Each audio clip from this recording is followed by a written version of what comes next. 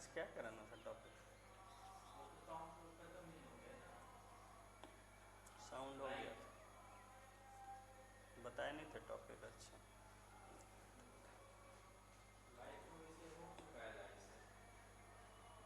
Light तो करा चुके हैं।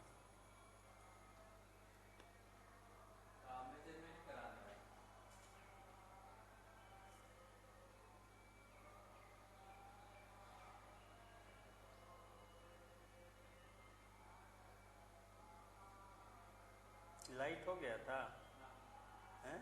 स्पेक्ट्रम वगैरह बताएं, दिखाइए।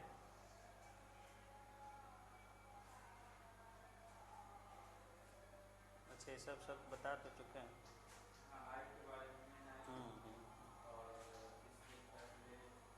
हो गया हो गया, ठीक।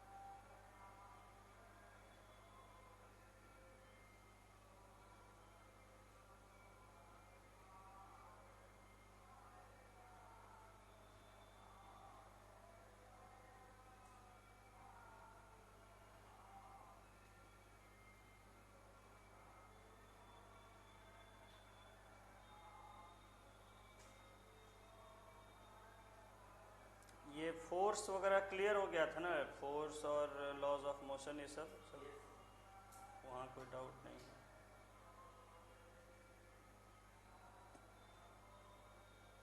सब समझा ही दिया था मैंने तो।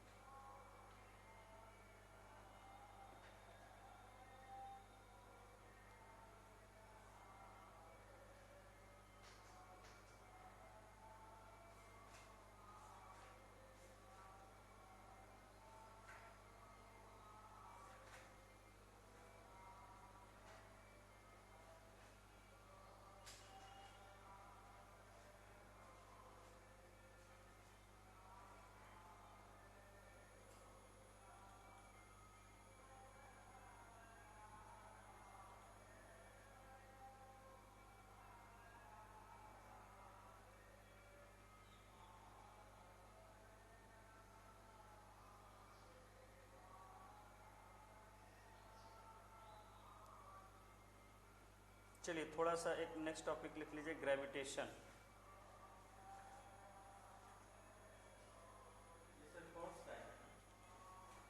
नहीं, अलग से टॉपिक लिख लीजिए, ग्रेविटेशन। Chapter chapter.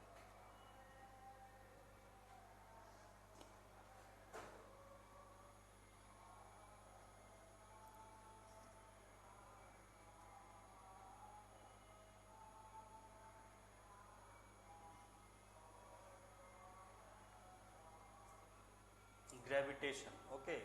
थोड़ा आपको ग्रेविटेशन का आइडिया दिया है, लेकिन एक बार उसको ठीक से कर लेंगे, कहीं क्वेश्चन ना छूटे। Gravitation, okay. So we have studied that all objects all objects have inertia। इस यूनिवर्स में मैंने आपको कहा कि जो भी चीज है, any object that exists, it has inertia. Inertia का मतलब क्या है? What is inertia?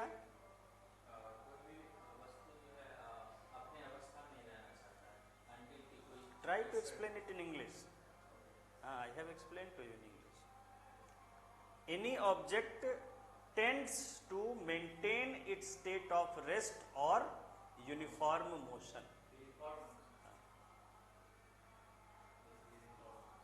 Any object tends यानी कोशिश करता है, कर पाए कि नहीं लेकिन करता है, tends to maintain its state of rest और uniform motion. Uniform motion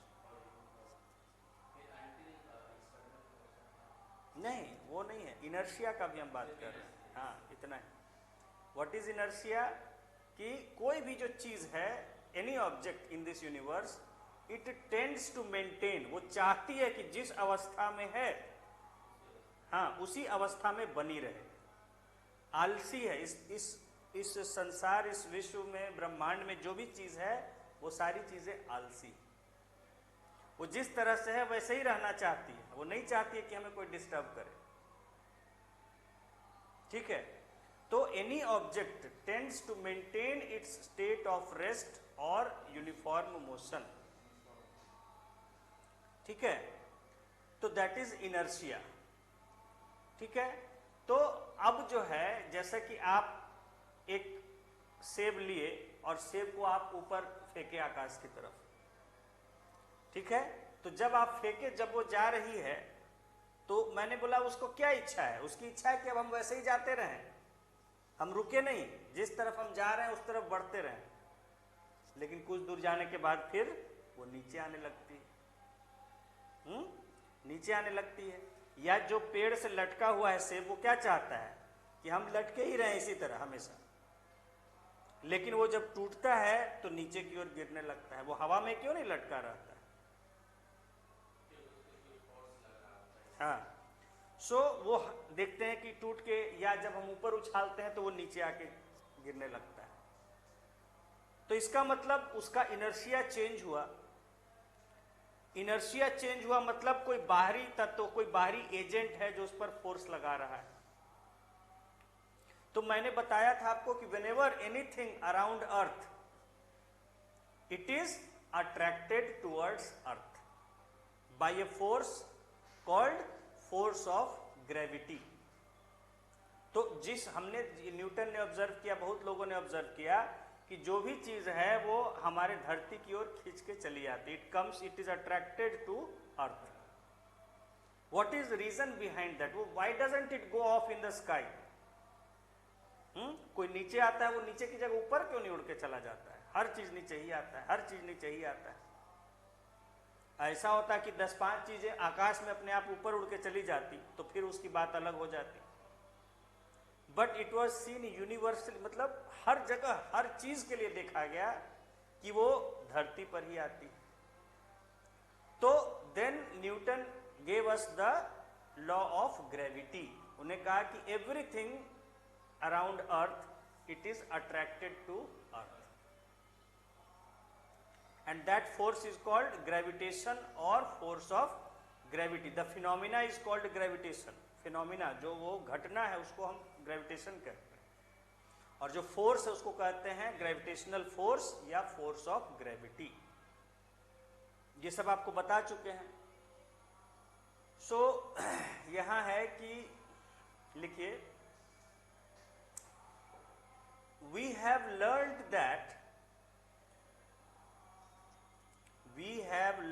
that a force is needed. A force is needed to change the speed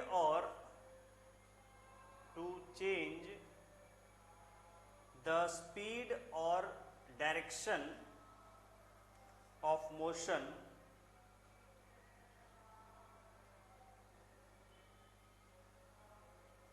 of an object.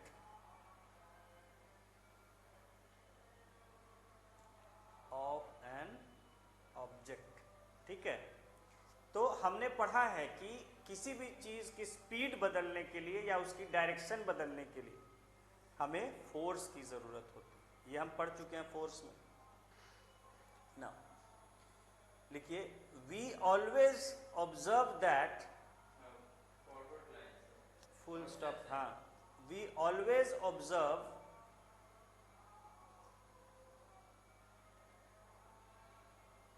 that an object dropped from a height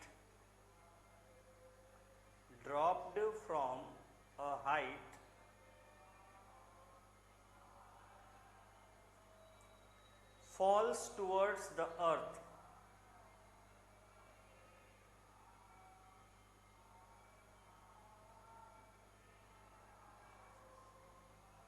Full stop. We know that all the planets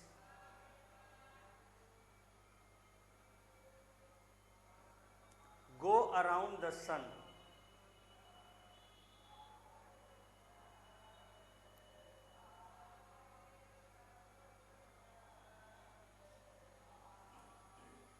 Okay.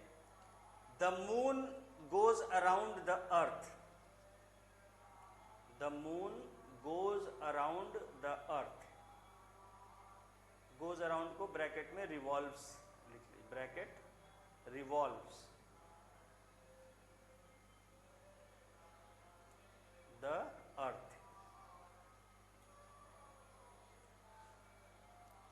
In all these cases,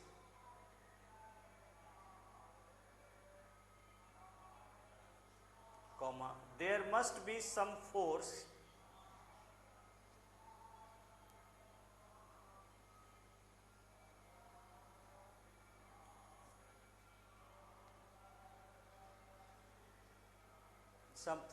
acting on the objects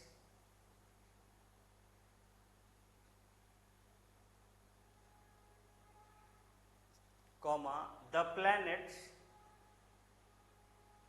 and on the moon.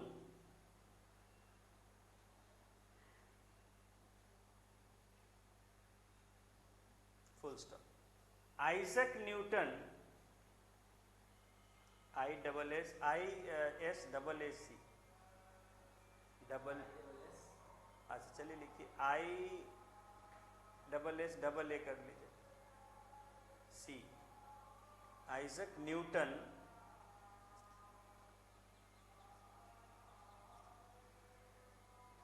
said that the same force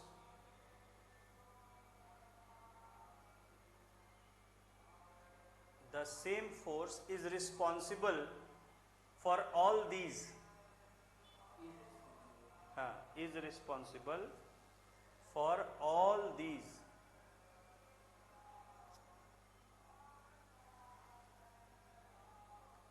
Full stop. This force is called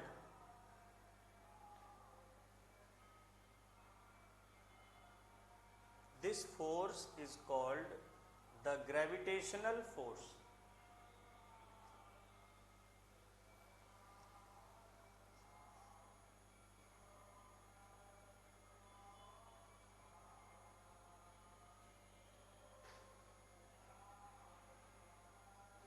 Okay, next सब topic दीजिए gravitation.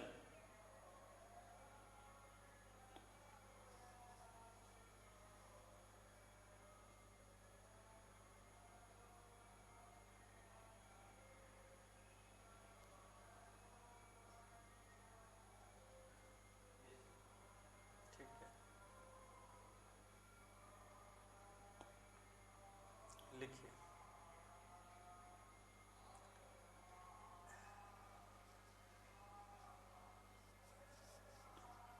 Newton thought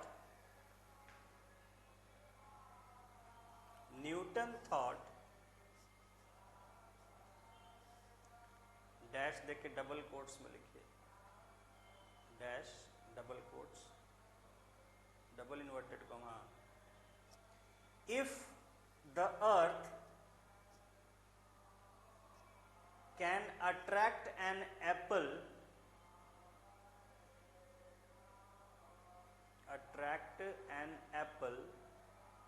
comma, can it not attract the moon?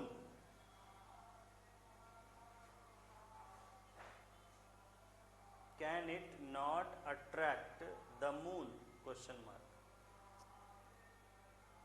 ठीक है, जैसे Apple जो है वो गिर के चला आता है तो मून क्यों नहीं चला आता है, और क्या वो मून को खींच सकता है कि नहीं अर्थ, ऐसा सोचा Newton, question mark.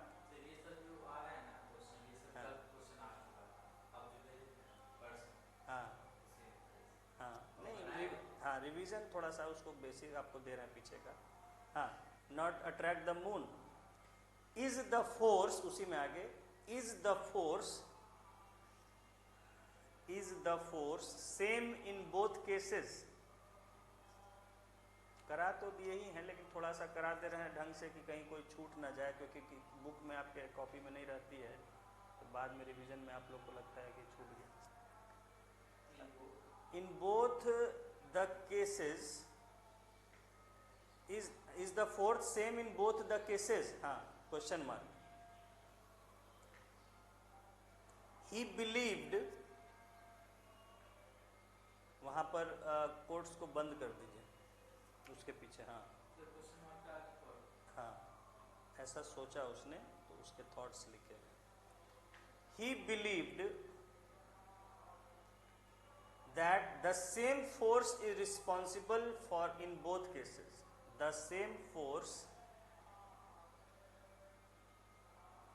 is responsible in both cases.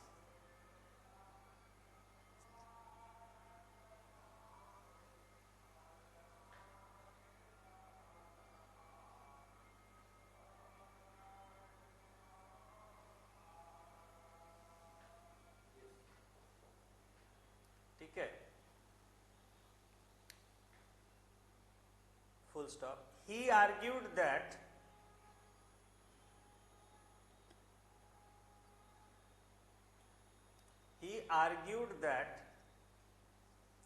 at each point of its orbit, at each point, बंद कर दीजिए,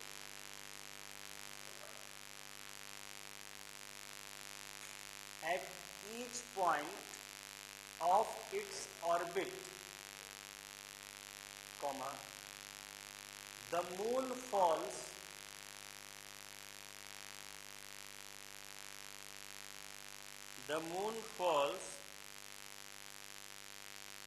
towards the earth,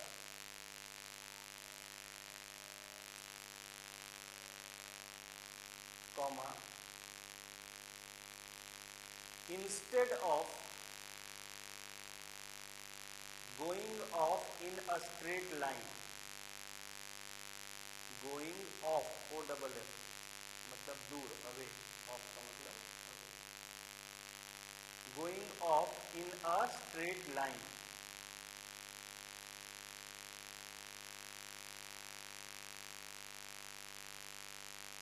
full stop.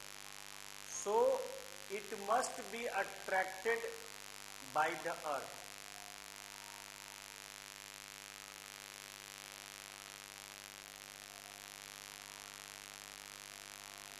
Must be attracted by the earth. Full stop. But we do not really see the moon falling towards the earth.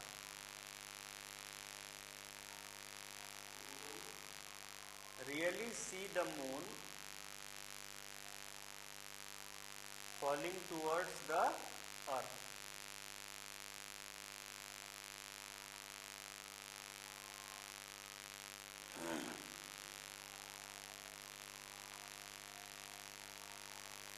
Okay, देखिए इसको समझ लेते हैं। क्या हुआ कि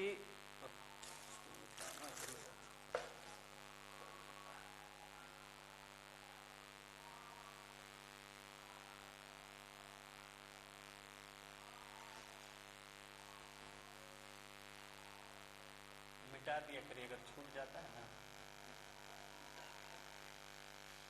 पकड़।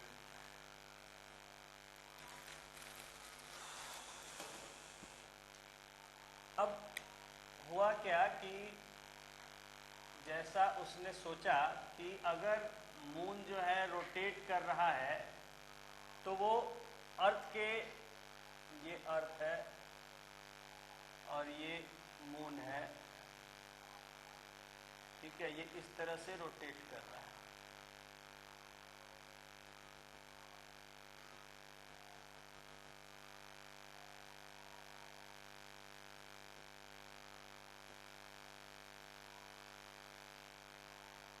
तो उसने कहा कि आखिर मून क्यों नहीं गिर जाता है अर्थ की तरफ। जैसे कि यहाँ से हम किसी चीज़ को उछालते हैं, सेब को उछालते हैं, तो ये फिर वापिस आके गिर जाता है। तो मून क्यों नहीं गिर जाता है अर्थ पर आके, ठीक है। तो उसने जब इस चीज को सोचा तो उसने कहा कि एक्चुअली मून गिरता तो है, क्योंकि आपको बताया है कि हर पॉइंट पर जहां पर ये मून अगर इस तरफ है तो इसका डायरेक्शन किस तरफ होता है, इस तरफ की ओर होता है। और ये गिरने की कोशिश तो करता है towards the centre of earth, ये गिरता है क्योंकि ये जो है आपको बताया क्या कि मून में इनर्शिया होगा। तो मून क्या कोशिश करेगा कि जब इस डायरेक्शन में है, जब इसकी वेलोसिटी इस डायरेक्शन में, तो उधर ही की ओर चला जाए। हाँ, उधर जाना चाहेगा, लेकिन इसको इस तरफ को बांध के रखता है ये जो है अर्थ का फोर्स। तो उसने कहा कि हर पॉइंट पर अपने जो है, या जैसे यहां पर मान लेते हैं कि यहां पर है अभी मून, तो इस समय इसका जो होगा वो डायरेक्शन इस तरफ को होगा, लेकिन उस तरफ जाने की जगह अर्थ इसको जो है अपनी तरफ खींच के रखता है। तो ये गिरता है, एक तरह से डायरेक्शन अपना चेंज करता है मून जो है, ठीक है, इस तरफ जाने की बजाय। ऐसे अगर इस पर कोई फोर्स नहीं होता तो क्या होता, ये इस डायरेक्शन में चला जाता, लेकिन नहीं जाता है। क्यों, ये अर्थ इसको अपनी तरफ खींचता है और उसी के कारण इसका डायरेक्शन चेंज हो जाता है और ये कॉन्स्टेंटली अपने ऑर्बिट में रहता है।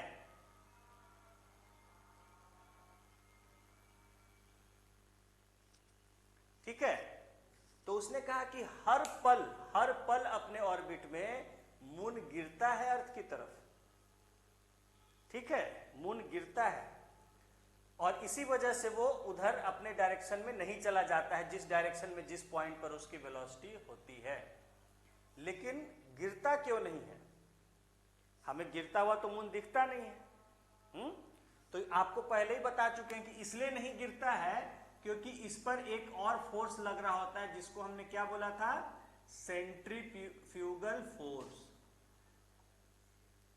इससे हम कहते हैं कि इस पर चूंकि एक ऐसा फोर्स लगता है जो उसको दूर भगा के ले जाना चाहता है, लेकिन उस फोर्स को हम इसका जो है सेंट्रीपिटल फोर्स, ये इसका बैलेंस कर देता है, इसलिए ये गिरता नहीं है, न इस तरफ न उस तरफ, अपने ऑर्बिट में बना रहता है। हाँ, ये हमेशा towards the centre of earth लगेगा, क्योंकि डायरेक्शन क्या है फोर्स का, ग्रेविटी का, दोनों के सेंटर की ओर होता है ना। इसको अपनी तरफ खींचेगा इस तरह से, हाँ, तो वो टुवर्ड्स द सेंटर, तो अर्थ की तरफ, अर्थ के सेंटर की तरफ डायरेक्शन होगा, जहां से भी होगा। तो मैंने आपको बताया था कि दरअसल सेंट्रीफ्यूगल फोर्स कोई फोर्स है नहीं real, it is just an imaginary force. जो उस समय लोग नहीं समझते थे तो उसको समझाने के लिए दिया गया था कि भाई गिर क्यों नहीं जाता है। तो गिर इसलिए नहीं जाता है क्योंकि उस समय इतनी एडवांस्ड समझ, जैसे आज आप समझ पा रहे हैं क्योंकि न्यूटन ने समझा दिया हम लोगों को, तो आज आप समझ पा रहे हैं, उस समय लोग नहीं समझते थे, इतनी समझ नहीं थी लोगों को। तो उस समय लोग ये कहते थे कि भाई मून नीचे क्यों नहीं गिर जाता है अगर अर्थ लगा रहा है तो उनको समझाने के लिए कहा गया कि एक ऊपर इसको दूर भगाने के लिए फोर्स लगता है, सेंट्रीफ्यूगल फोर्स। अगर अर्थ का ग्रेविटी नहीं रहेगा तो वो भाग जाएगा बाहर। समझ में आ रहा है, जो कि एक्चुअली इनर्शिया है, समझ गए। तो इनर्शिया को समझाने के लिए उनको कहा गया कि एक सेंट्रीफ्यूगल फोर्स लगता है जो उनको दूर भगा ले जाना चाहता है। हाँ, इनर्शिया का कोई कारण है क्या, हम जानते हैं क्या कि क्यों इनर्शिया होता है? नहीं, हमने तो मान लिया, न्यूटन ने बताया तो हमने मान लिया। तो यही इनर्शिया का कारण समझाने के लिए कहा गया कि सेंट्रीफ्यूगल फोर्स होता है जो उसको बाहर भगा लेना चाहता है in case of circular motion.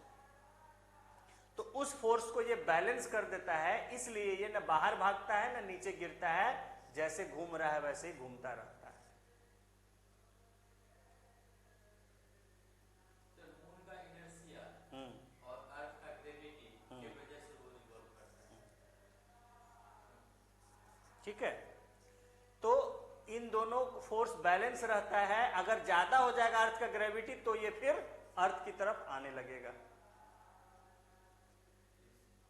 ठीक है, यही आपको आज समझाएंगे, थोड़ा लिखा देंगे। तो यही इसने कहा अभी जो आपको लिखाया कि ही believed that the same force is responsible in both the cases. He argued that at each point of its orbit, यानी हर पॉइंट पर अपने ऑर्बिट के जो मून होता है, it falls towards the earth instead of going in a straight line. ये straight line में दूर जाने की जगह अर्थ की तरफ फॉल करता है, इसीलिए इसका डायरेक्शन चेंज हो जाता है। So it must be attracted by the earth. तो चूंकि ये अर्थ की तरफ आता है, इसका मतलब है कि अर्थ इस पर कोई फोर्स लगाता होगा, लेकिन हम मून को गिरता हुआ तो नहीं देखते हैं। ठीक है, उसी तरह दूसरा जो है कि थ्रेड वाला केस आपको बताया था, जो धागे में पत्थर बांध के घुमाने वाला केस आपको बताया था। ठीक है, वहां आपको समझाया था कि जब हम रस्सी जब तक पकड़े रहते हैं और घुमा रहे होते हैं, तब तक वो बंधा हुआ हमारे साथ घूम रहा होता है। अगर या तो हमारे हाथ से रस्सी छूट गई तो क्या होता है, जिस डायरेक्शन में उसी में भाग जाता है। ये सब आपको समझा चुके हैं। तो यही समझा चुके हैं कि जब हम उसको पकड़े रहते हैं तो हमारा हाथ उस पर जो फोर्स लगा रहा होता है वो होता है सेंट्रीपिटल फोर्स, और उस पर एक बाहर की तरफ जाने के लिए फोर्स लग रहा होता है सेंट्रीफ्यूगल। जो ज्यादा होगा उसका फिर आपका परिणाम देखने को मिलेगा। सेंट्रीफ्यूगल उसको लेके चला गया,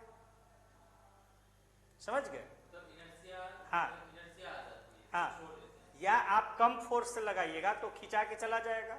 आप धीमे से बड़ा पत्थर करने की कोशिश करिएगा या किसी बच्चे को पकड़ा दीजिएगा, वो तो फोर्स पकड़ नहीं पाएगा तो क्या होगा, उसको छुड़ा के भाग जाएगा। ये सिर्फ रिवॉल्विंग के सर्कुलर मोशन के केस, हाँ सर्कुलर मोशन के केस में ये जो सेंट्रीफ्यूगल सेंट्रीपिटल ये फोर्स हैं, सर्कुलर मोशन के केस में आते हैं। लिखिए नेक्स्ट पैराग्राफ से। Similarly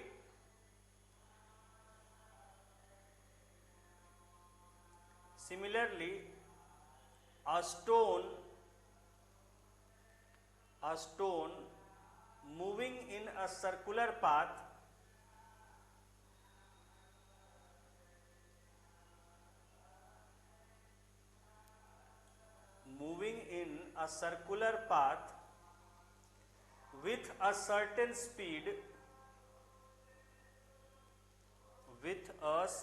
speed changes direction at every point. Changes direction at every point.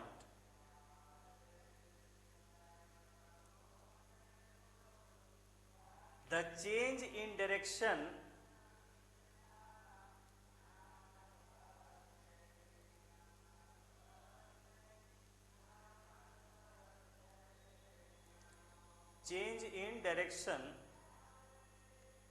involves या स्लैश देके लिख लीजिए, means change in velocity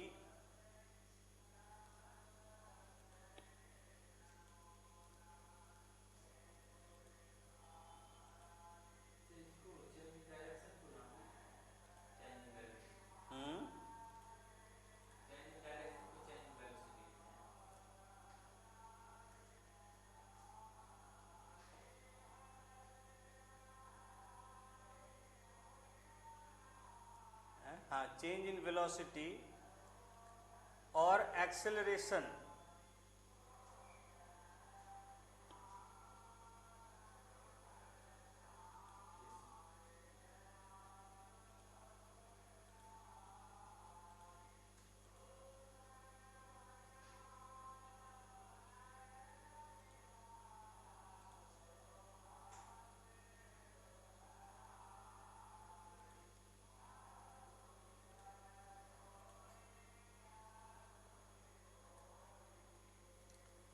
acceleration, full stop. The force that causes this acceleration,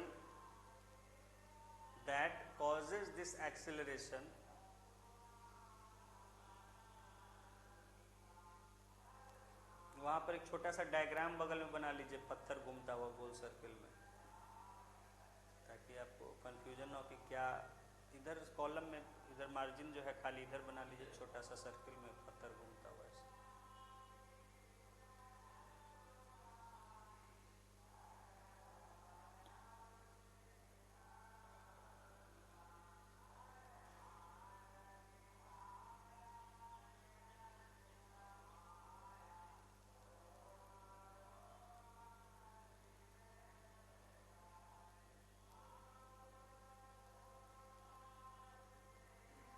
चलिए,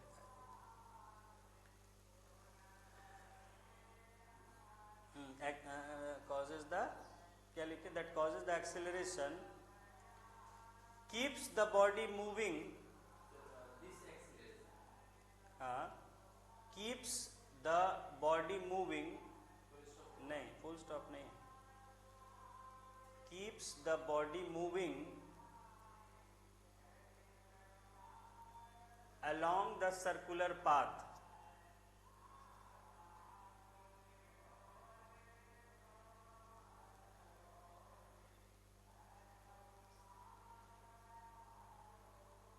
comma, and it is acting towards the center,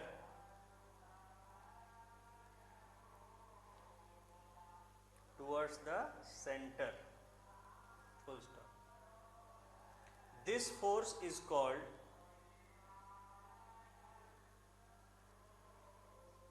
the centripetal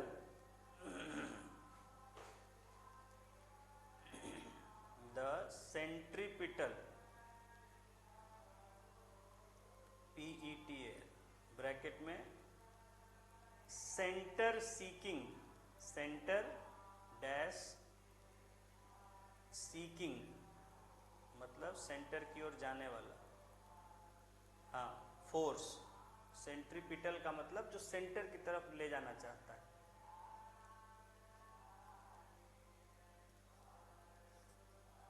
okay, force. In the absence of this force,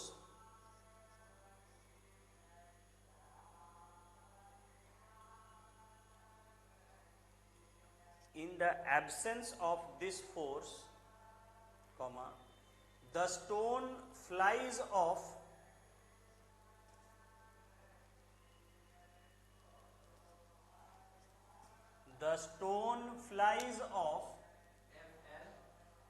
IES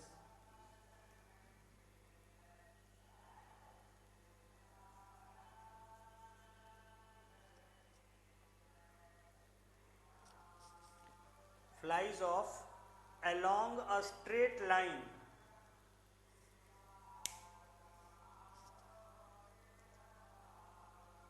full stop. This straight line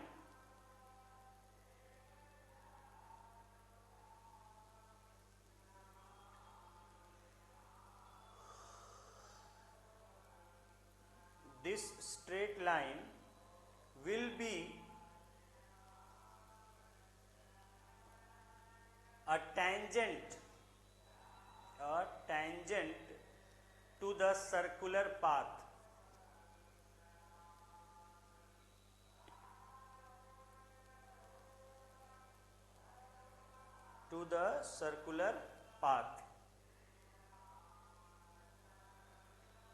ठीक है। यहां देख सकते हैं आप, ये अगर इस पॉइंट पर है तो इस पॉइंट पर जो डायरेक्टली इस डायरेक्शन में लाइन जाती है, ऐसे लाइंस को हम क्या बोलते हैं? टेंजेंट। पढ़े होंगे टेंजेंट। टेंजेंट क्या होता है? सिर्फ एक पॉइंट पर टच करता है सर्किल। हाँ, ऑफ कोर्स, मैथ्स फिजिक्स सब जुड़ा। तो सर्किल को एक ऐसी स्ट्रेट लाइन जो सिर्फ एक पॉइंट पर टच करती है, ऐसी लाइंस को हम टेंजेंट कहते हैं। और इसका डायरेक्शन क्या होता है? Perpendicular to the point of contact, यहाँ से ये जो अगर सेंटर से जोड़ेंगे तो इसके 90 डिग्री पर होता है। तो कहीं भी किसी भी पॉइंट पर जहां भी होगा, ठीक है, यहां होगा तो हाँ, ये जो है इस लाइन से 90 डिग्री बनाएगा, ये यहां पर टेंजेंट होगा। तो टेंजेंट के डायरेक्शन में हमेशा होता है, जैसे यहां जोड़िएगा तो ये भी 90 डिग्री बनाएगा। सर्कुलर पाथ का कोई भी पॉइंट टेंजेंट लाइन, कोई भी स्ट्रेट लाइन, उस पॉइंट पर जो 90 डिग्री होगा, अगर यहां से इस पॉइंट पर है तो यहां से सर्कल को जोड़ने वाली सेंटर को इस पर जो आप 90 डिग्री पर लाइन बनाइएगा वो टेंजेंट होगा, सिर्फ एक पॉइंट पर टच करेगा। ये सब ज्योमेट्री में पढ़ना है। सो ये जो है किसी भी पॉइंट ऑफ ऑर्बिट पर जब मून होगा तो उसका जो टेंडेंसी होता है कि टेंजेंट के डायरेक्शन में चला जाए वो स्ट्रेट लाइन, लेकिन ये जो सेंट्रीपिटल फोर्स है ये उसका डायरेक्शन चेंज कर देता है और उसको अपने ऑर्बिट में मेंटेन रखता है। ठीक है, तो ये यहाँ हो गया। आपको अगर क्वेश्चन पूछा जाए कि अगर छूट जाए, उस समय पत्थर घुमा रहे हैं, छूट जाए तो किस डायरेक्शन में जाएगा, या अर्थ से अगर मून रोटेट कर रहा है और अचानक जो है आपका अर्थ का ग्रेविटी खत्म हो जाए तो किस डायरेक्शन में जाएगा मून, ये सब इस तरह के अगर सवाल आए तो किस डायरेक्शन में जाएगा, along the tangent at that point. ठीक है, ऑप्शन देख के ठीक से इसको मार्क कर लीजिएगा, और वो सेंटर वाली लाइन से 90 डिग्री बनाता होगा हमेशा डायरेक्शन। तो ये सब ऑब्जेक्टिव में आ सकता है आपको।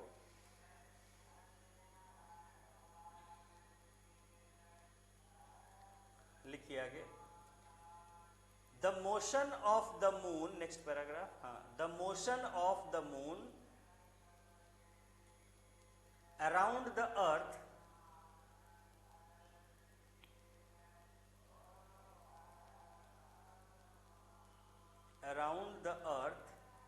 is due to centripetal force, is due to centripetal, CENTRIPETL, petal force. ठीक है, इसको अंडरलाइन कर लीजिए लाइन को पूरा। तो अर्थ के चारों ओर जो मून घूमता है वो किसकी वजह से घूमता है, सेंट्रीपिटल फोर्स की वजह से। और ये फोर्स कौन देता है, अर्थ की ग्रेविटी देता है।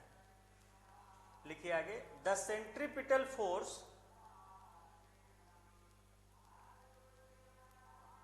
Is provided by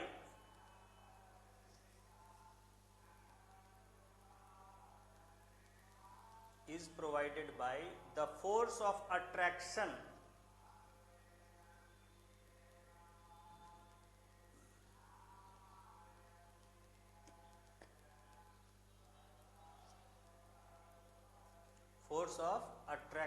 of earth, full stop. If there were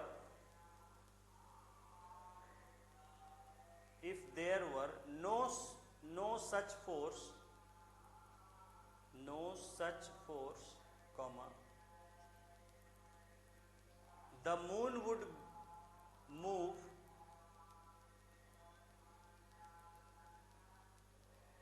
in a uniform straight line motion,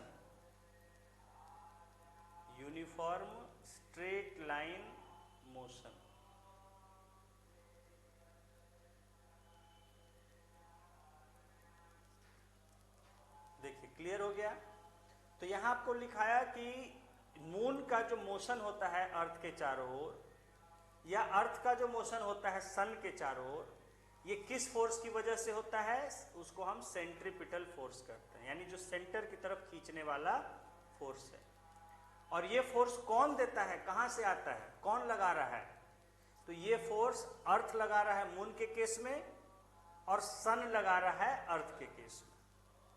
और ये फोर्स कैसे पैदा हो रहा है, due to the gravitation, due to attraction, ठीक है, ऑफ द अर्थ और सन।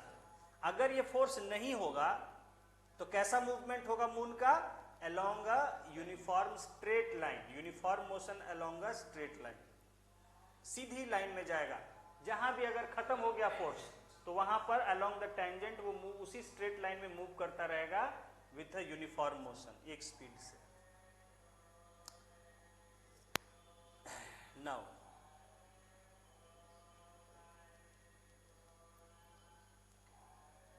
लिखिए next, in our solar system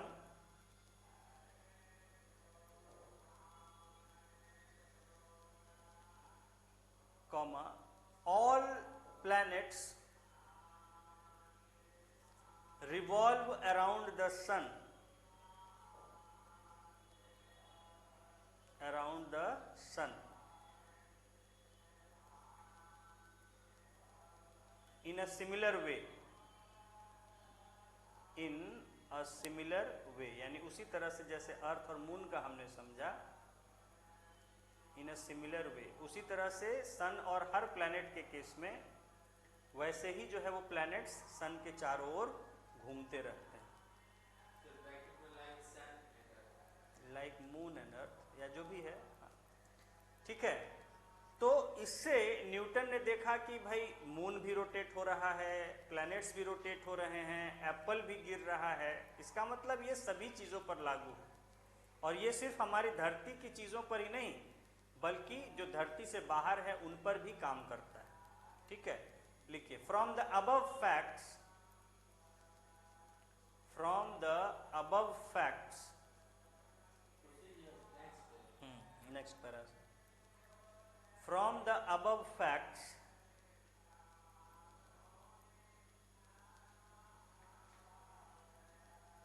Newton concluded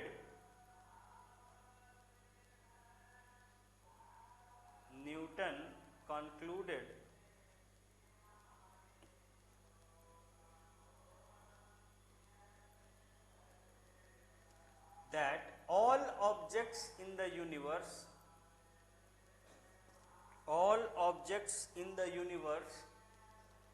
attract each other.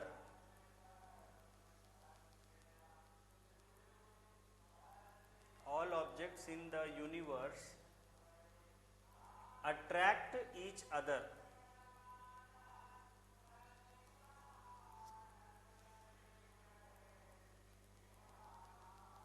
Full stop. This force of attraction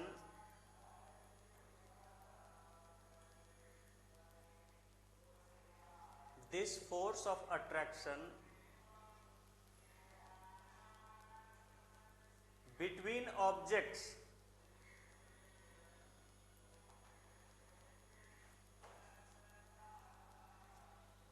is called the gravitational force. Is called the gravitational force.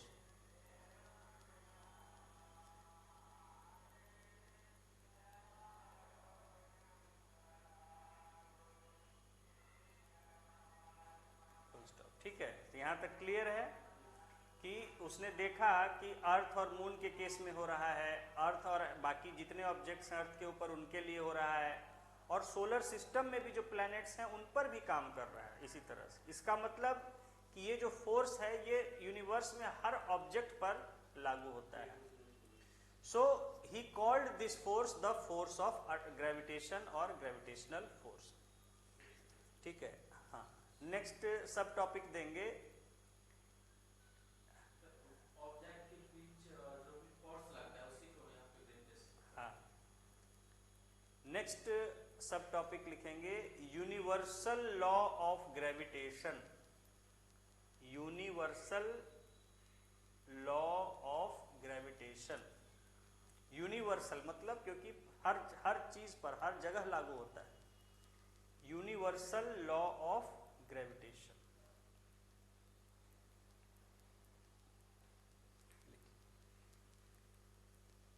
Every object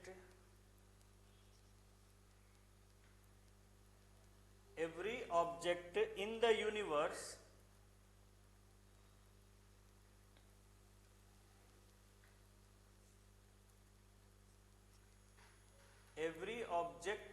universe attracts every other object, attracts every other object with a force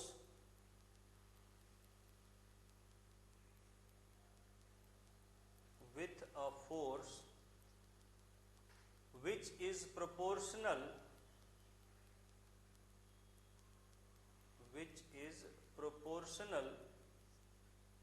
to the product of their masses,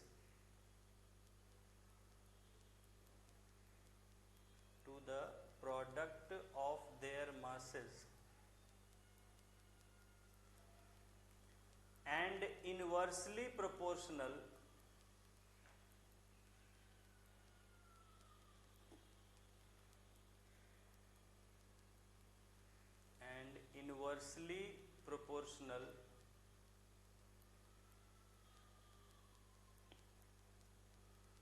to the square of the distance between them.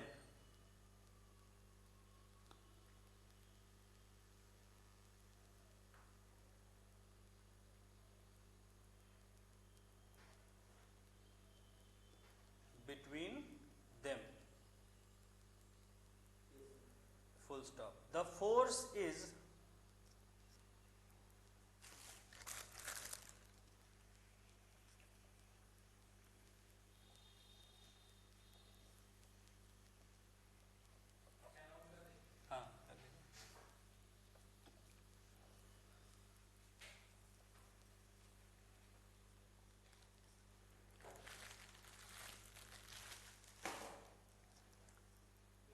the force is along the line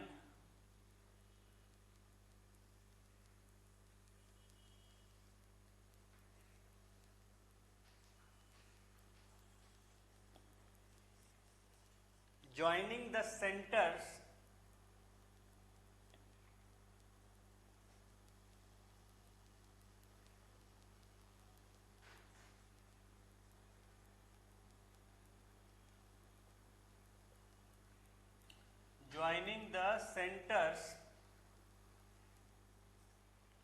of two objects.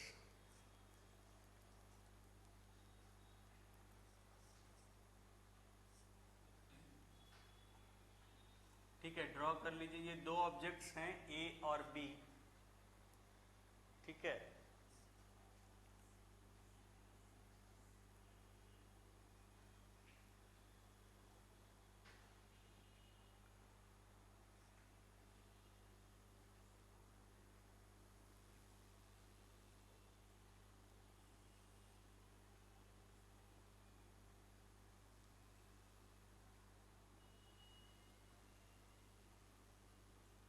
Centre जो है, इनके बीच में d है distance.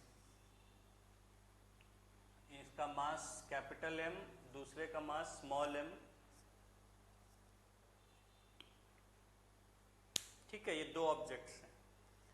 तो हाँ, यहां पर आपको क्या लिखाया, यूनिवर्सल लॉ ऑफ ग्रेविटेशन कि the every object in universe attracts every other object, यानी हर जो कोई भी चीज है इस यूनिवर्स में वो हर दूसरे ऑब्जेक्ट को, ऐसा नहीं किसी चीज को करती किसी ना, हर ऑब्जेक्ट को वो अपनी तरफ खींचती है, अट्रैक्ट करती है विथ अ फोर्स, ऐसे फोर्स से, इतने फोर्स से which is proportional to the product of their masses, जो इन दोनों के जो फोर्स है वो इनका जो प्रोडक्ट है यानी m इंटू एम, इसके प्रोपोर्शनल है। हाँ, which is proportional to the product of their masses and inversely proportional, यानी नीचे हो जाएगा, inversely proportional to square of the distance between them। ठीक है, तो force is proportional to the product of their masses and inversely proportional to the distance between them। ठीक है, इसी को है, हाँ, square of the distance. So this equation comes to F equals G M M by D square.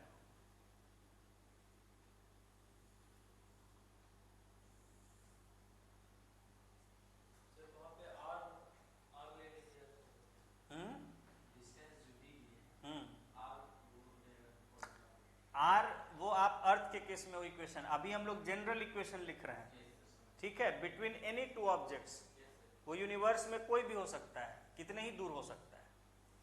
तो for general equation this force of gravity is given by, यहां देखा गया पहले कि प्रोपोर्शनल है दोनों के प्रोडक्ट के, मासेस के प्रोडक्ट के, और इनवर्सली प्रोपोर्शनल है square of the distance between them. तो उससे फिर निकाला गया, कई वैल्यूज डाल के देखा गया कि कांस्टेंट वैल्यू क्या आ रहा है। तो यहां पर एक आया जी, जिसको यूनिवर्सल ग्रेविटेशनल कांस्टेंट कहते हैं, ग्रेविटेशनल कांस्टेंट।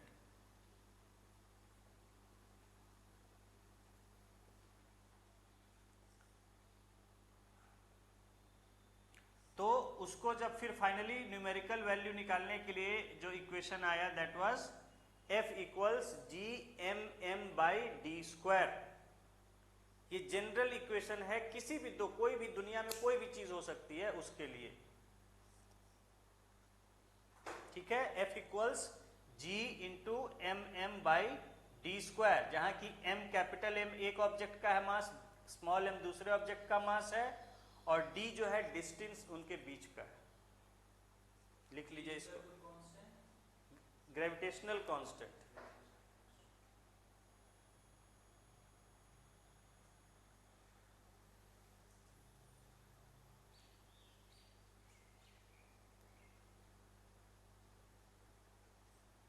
ठीक है,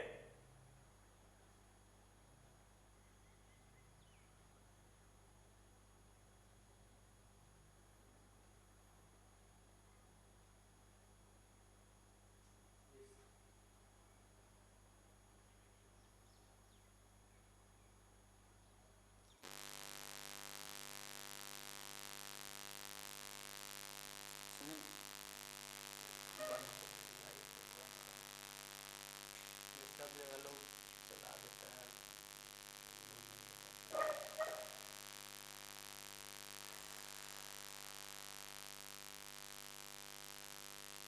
ठीक है, so this gravitational force in general, किसी भी दो ऑब्जेक्ट्स के बारे में ग्रेविटेशनल फोर्स जो होगा उनके बीच में, वो दिया जाएगा इस इक्वेशन से, that is F equals G M M by D square. ठीक है, अब इसमें अगर आप सन और अर्थ के केस में कैलकुलेट करना चाहें तो m की जगह सन का मास आ जाए, स्मॉल m की जगह अर्थ का मास आ जाए, और d जो है डिस्टेंस आ जाए दोनों के बीच। कितना है सन और अर्थ के बीच का डिस्टेंस? 15 करोड़ किलोमीटर। हाँ, 15 करोड़, तो 15 करोड़ किलोमीटर्स। तो उसको आप प्रॉपर यूनिट्स में यहाँ वैल्यू रखेंगे तो आपको दोनों के बीच का जो ग्रेविटेशनल फोर्स है, नहीं 15 करोड़ किलोमीटर बोल, तो आप अगर सही वैल्यूज डालेंगे तो आपको फोर्स ऑफ अट्रैक्शन जो है कितना अर्थ और सन के बीच में है वो आपको यहाँ उससे निकल आएगा। उसे कोई भी दो ऑब्जेक्ट्स में हम निकाल सकते हैं इस इक्वेशन के द्वारा। हाँ, जी का वैल्यू पुट करेंगे, ठीक है। जी का वैल्यू जो होता है लिख सकते हैं चाहे तो, हाँ 6.67 into 10 to the power -11 newton metre square per kilogram square.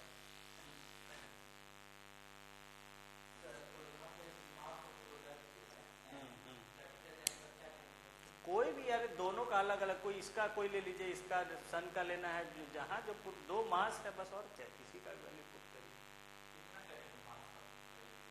सन का मास करिएगा, हाँ सन का मास जो आप देखिए डेटा में क्या है, सन का मास, अर्थ का मास, किसी भी दो ऑब्जेक्ट के बीच में आप इससे ले सकते हैं। डिस्टेंस जो सन और अर्थ के बीच का डिस्टेंस है वो लेंगे, हाँ ठीक है। कोई भी दो, मान लीजिए आप दो हमारे आपके बीच में फोर्स कैलकुलेट करना चाहते हैं, हमारा मास लिख लेंगे, अपना मास लिख लेंगे, हम दोनों के बीच में जो डिस्टेंस है वो लिख लेंगे, हम दोनों के बीच का अट्रैक्शन फोर्स आ जाएगा।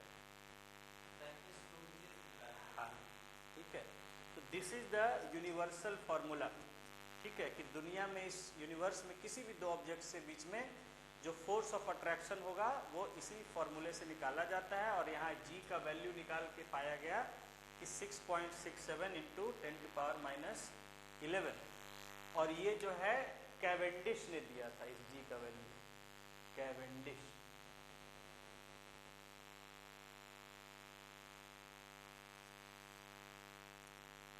लिखा देते हैं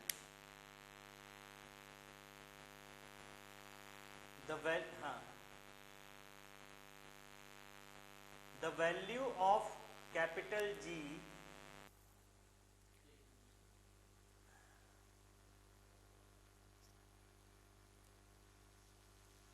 चलिए लिख ही लिए उसको, तो अब क्या लिखा है।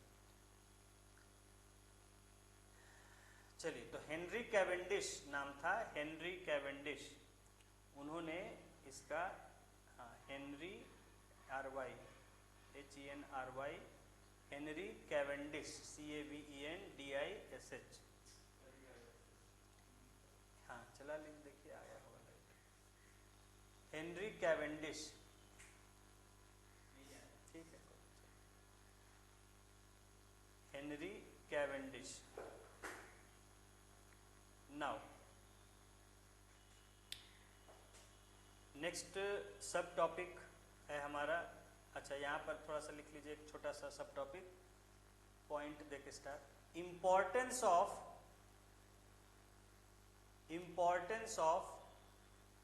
लॉ ऑफ ग्रेविटेशन,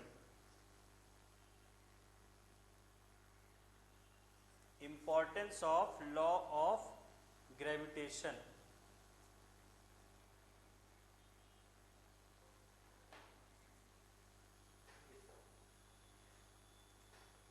लिखिए, द लॉ ऑफ ग्रेविटेशन, नहीं एक लाइन में लिखिए, हाँ, the law of gravitation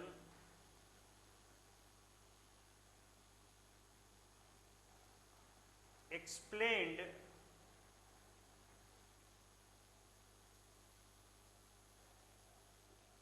several phenomena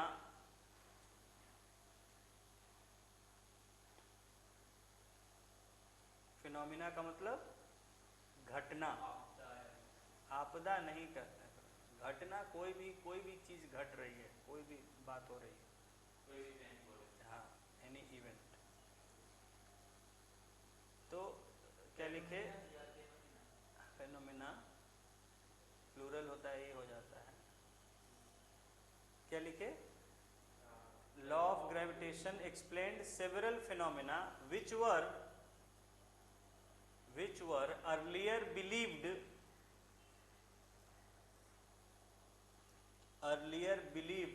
to be unconnected,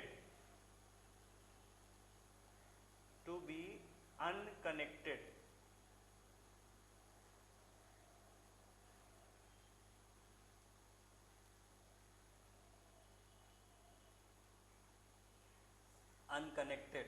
column देके नीचे number 1,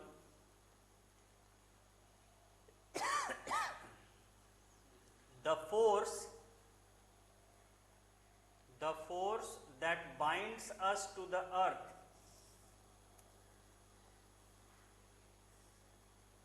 the force that binds us to the earth, us to the earth, यानी जो हमें धरती से पकड़े रखती है force,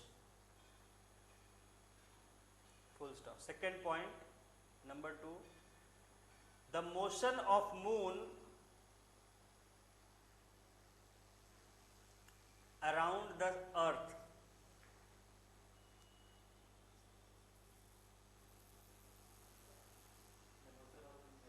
around the earth।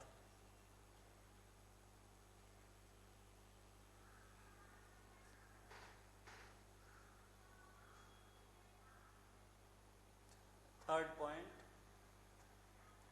the motion of planets around the sun,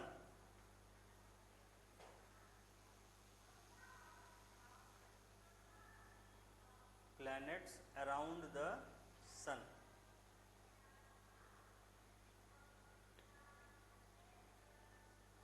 And next, fourth point, the tides due to moon and sun, moon है इस टॉपिक में कि आखिर लॉ ऑफ ग्रेविटेशन के हमारे आम आदमी के लिए क्या लाभ हुए, क्या उससे हमें फायदे हुए। तो जो लॉ ऑफ ग्रेविटेशन दिया न्यूटन ने, उसने कई ऐसी घटनाओं को जो है एक्सप्लेन किया, उससे हमें समझने में मदद की, जो पहले माना जाता था कि इनका आपस में कोई जुड़ाव नहीं है, there is no connection between them. जैसे कि अब हम जिस फोर्स से अर्थ पर खड़े हैं, अब ये माना जाता है ठीक है अर्थ की प्रक्रिया, हम खड़े हैं, बाकी चीजों से इसका कोई लेना देना नहीं है, ठीक है। दूसरी तरफ है कि अब जिस हम देखते थे कि मून है, वो कभी डूब वो हो रहा है, उसका फेज में चेंज हो रहा है, वो अर्थ के चारों ओर घूम रहा है, ऐसा समझ में आ गया था लोगों को तब तक। तो वो किस फोर्स से क्यों घूम रहा है, उसका इससे कोई लेना देना नहीं था कि हम अर्थ पर सब लोग खड़े हैं, जो भी चीजें धरती पर अलग अलग चीजें मानी जाती थी। उसी तरह जो है अर्थ और बाकी प्लैनेट्स ये सन के अराउंड घूम रहे हैं, इनका भी इससे कोई जुड़ाव नहीं था कि भाई मून से उसका क्या लेना देना है बाकी प्लैनेट्स का। और चौथी बात, जो टाइड्स आते हैं, ज्वार भाटा जो समुद्र में आता है, मतलब लहरें, बड़ी ऊंची पानी की लहर, और पानी बढ़ जाता है, घट जाता है, जिसे हम ज्वार भाटा कहते हैं, टाइड्स कहते हैं। ये टाइड्स क्यों आता है, इसके पीछे क्या वजह है, क्या कारण है? तो इन चारों जो पॉइंट्स आपको लिखा है, इनका आपस में लोग कोई पहले कनेक्शन नहीं समझते थे, ये सब अलग अलग घटनाएं मान के चलते थे। तो न्यूटन ने जो यूनिवर्सल लॉ ऑफ ग्रेविटेशन दिया, यानी कि जो पूरे यूनिवर्स में लागू है ग्रेविटेशन, हर जगह लागू होती है, उसी से हम सब घटनाओं को समझ पाए कि वही फोर्स है जो हमें धरती पर भी पकड़े रखती है, वही फोर्स है जो मून को भी अर्थ के चारों ओर घुमाती है, वही फोर्स है जो प्लैनेट्स को भी सोलर सिस्टम में अर्थ सन के चारों ओर घुमाती है, और वही फोर्स है जो हमारे अर्थ पर टाइड्स लाने के लिए भी रिस्पॉन्सिबल है। ठीक है, तो ये क्वेश्चन में कहीं आएगा कि टाइड्स क्यों आते हैं, तो कर सकते हैं gravitational force of moon and sun. हाँ, तो ये सारी बातें आपको यहाँ ये हो गया इंपॉर्टेंस इसका, जिससे हम समझ पाए। अब नेक्स्ट टॉपिक है इसी में free fall.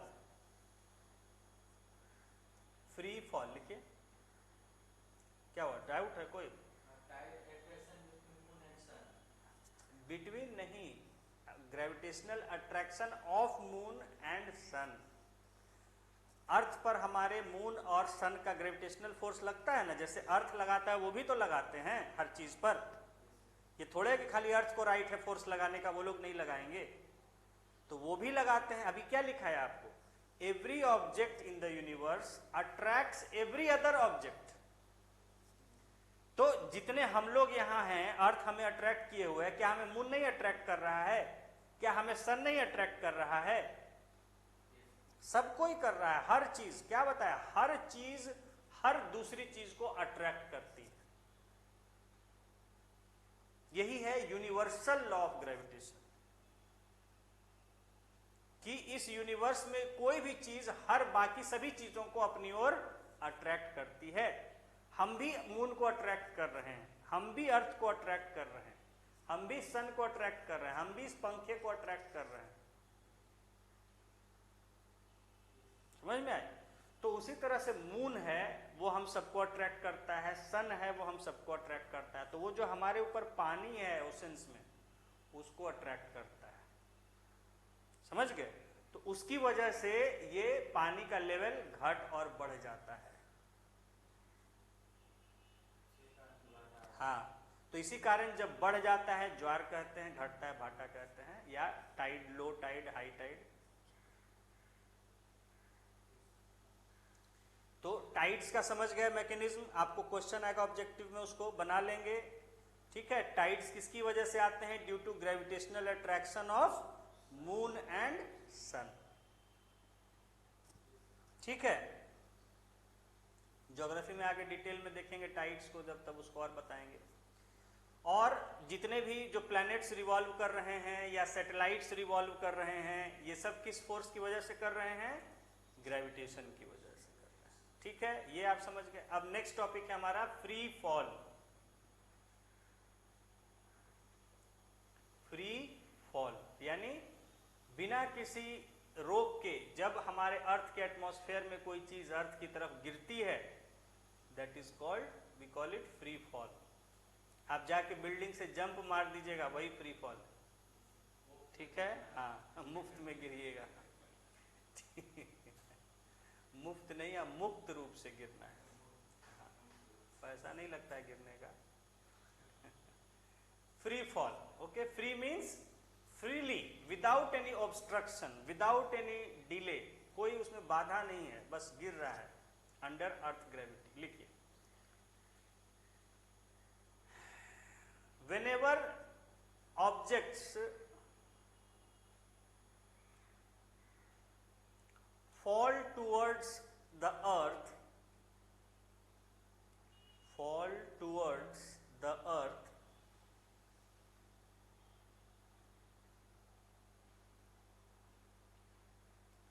due to gravity alone, gravity alone, comma, we say that the objects are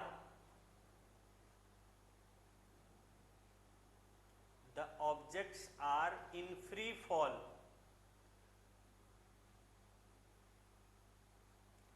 lift में नीचे आएंगे हम तो फ्री फॉल होगा।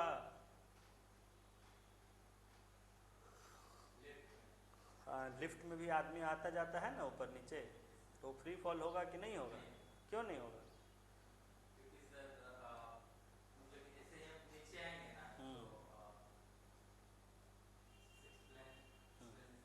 ठीक, देखिए अभी हमने क्या लिखाया, लिख लिया पूरा, फ्री फॉल फुल स्टॉप, कि whenever objects fall towards earth under the due to gravity alone, यानी जहां पर सिर्फ अर्थ का ग्रेविटी काम कर रहा है, अगर ऐसे केस में जो भी ऑब्जेक्ट अगर गिरेंगे तो उसको हम फ्री फॉल कर, यानी और दूसरा फोर्स नहीं होना चाहिए कोई, सिर्फ अर्थ की ग्रेविटी होनी चाहिए जिसकी वजह से वो चीज गिर रही। जैसे आप जाके बिल्डिंग से जंप मार दिए तो आप गिरेंगे सिर्फ अर्थ के ग्रेविटी की वजह से, और दूसरा कोई फोर्स आप पर नहीं लग रहा है। और एयर का रेजिस्टेंस सबको नेग्लिजिबल मान लेते हैं, एयर का रेजिस्टेंस लगेगा लेकिन उसको नेग्लिजिबल मान लेते हैं कि वो जीरो है, तो और कोई फोर्स आप पर काम नहीं कर रहा है। तो ऐसे केस में आप जब गिरेंगे तो उसको क्या बोलेंगे? Free fall. आप बड़ा सा एक बोर्ड अपने पैर में लगा के गिरिए, उसको फ्री फॉल नहीं कहा जाएगा, क्योंकि बोर्ड पर आपके फिर अच्छा खासा एयर का रेजिस्टेंस लगेगा। या छाता लेके कूद जाइए, पैराशूट लेके कूद जाइए, वो फ्री फॉल नहीं कहा जाएगा, ग्रेविटी के कारण है, but that will not be called free fall. नहीं, किसी बोर्ड का नहीं होगा, क्योंकि वहां पर उस पर एयर का रेजिस्टेंस अच्छा खासा लगेगा जो कि उसको इग्नोर नहीं कर सकते। तो वो फ्री का मतलब दूसरा कोई फोर्स नहीं है ग्रेविटी के अलावा, इसी बात को समझा रहे हैं।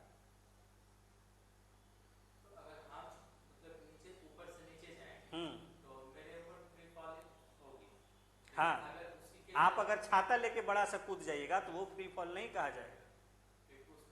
हाँ, क्योंकि तब आप पर अर्थ का ये एयर का रेजिस्टेंस फोर्स अच्छा खासा लगेगा जिसको इग्नोर नहीं कर सकते। फ्री फॉल ऐसे होता नहीं है कभी, क्योंकि हमेशा एयर का रेजिस्टेंस तो लगेगा ही, लेकिन उसको हम लोग मोस्ट केसेस में इग्नोर कर देते हैं क्योंकि बहुत कम होता है, नेग्लिजिबल होता है। लेकिन जहां एयर रेजिस्टेंस ज्यादा हो जाएगा वो फ्री फॉल नहीं कहा जाएगा। फ्री का मतलब है बाकी दूसरा कोई फोर्स नहीं है। क्लियर हो गया? हाँ,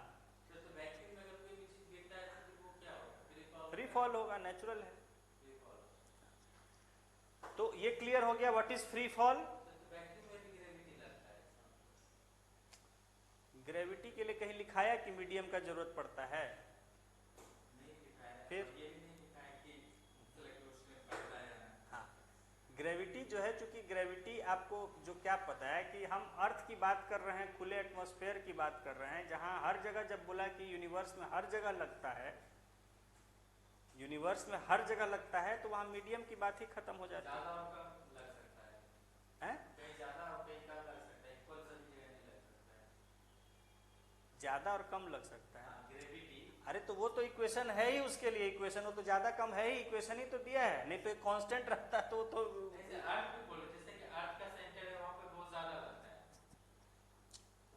ज्यादा और कम कुछ नहीं है, जो फॉर्मूला है उस फॉर्मूले से निकलेगा, सीधी बात। आप जहां जाइएगा वहां जो डिस्टेंस होगा वो डिस्टेंस का वैल्यू डालिएगा। अब परसों वाला क्वेश्चन पूछ दिया था तो उससे हम कैसे डिस्टेंस निकालें?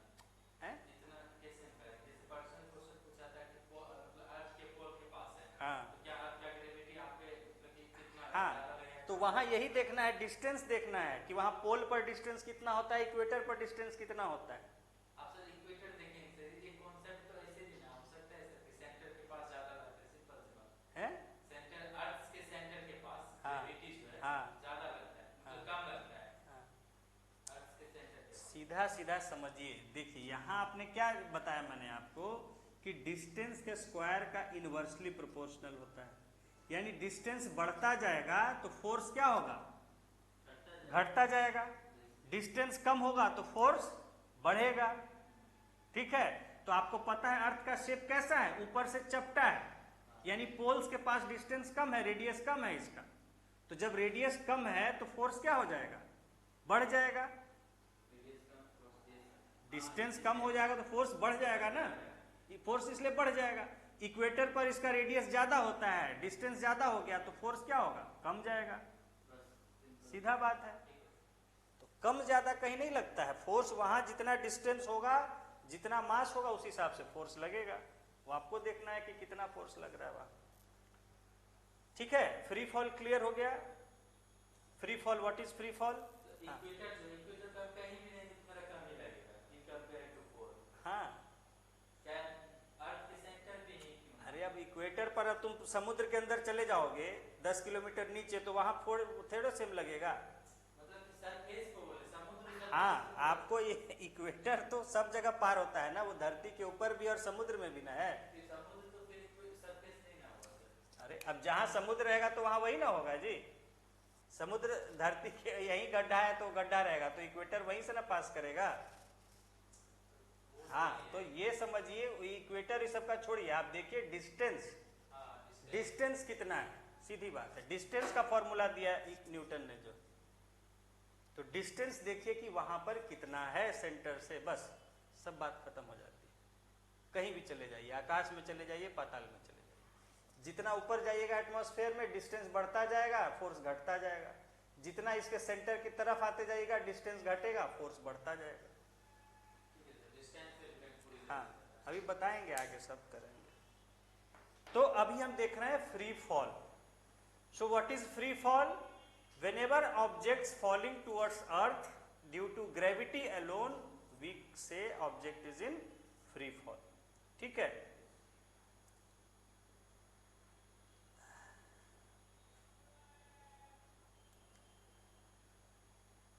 लिखिए while falling, उसी में आगे, हाँ फुल स्टॉप के बाद, while falling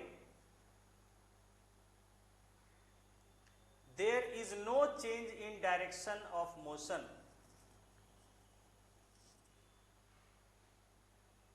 अब गिरता है तो एक ही डायरेक्शन में ना गिरता है, सीधी लाइन में, तो वहां तो डायरेक्शन चेंज होता नहीं है। तो while falling there is no change in direction of motion,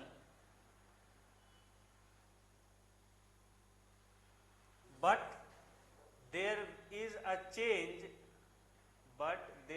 a change in the magnitude of velocity, या in the speed लिख सकते हैं, in the speed, ठीक है, ब्रैकेट में लिख सकते हैं मैग्नीट्यूड ऑफ वेलोसिटी।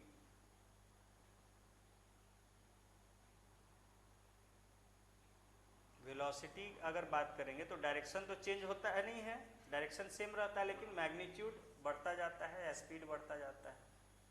ठीक है, फुल स्टॉप। लिखिए any change in velocity, any change in velocity, मैंने बताया वेलोसिटी का चाहे डायरेक्शन हो या मैग्नीट्यूड चेंज हो, चेंज तो होगा ही, दोनों भी चेंज हो सकता है। Any change in velocity means acceleration, means acceleration. अब वेलोसिटी चेंज हो रहा है, इसका मतलब एक्सेलरेशन हो रहा है। तो this acceleration this acceleration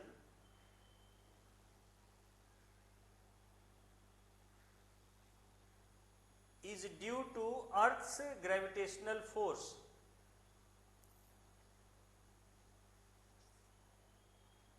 Earth's gravitational force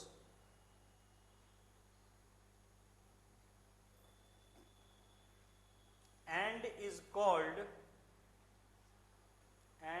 called acceleration due to gravity. Is called acceleration due to gravity.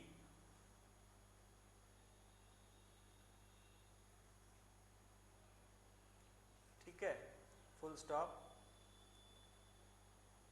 It is denoted by G, small g. It is denoted by small g. हाँ, full stop. The unit of g, the unit of g is same, small g is same as of acceleration. Acceleration है ये भी, gravity word जोड़ देते हैं क्योंकि gravity की वजह से ये होता है एक्सेलरेशन. तो एक्सेलरेशन दैट इज मीटर पर सेकेंड स्क्वायर.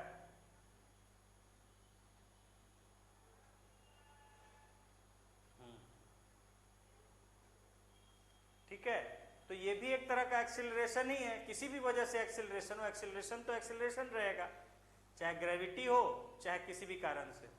तो उसका यूनिट क्या रहेगा, हमेशा एक्सेलरेशन होगा तो मीटर पर सेकेंड स्क्वायर. ठीक है, तो नेक्स्ट नेक्स्ट लाइन में लिखिए, in case of objects, in case of objects falling to earth,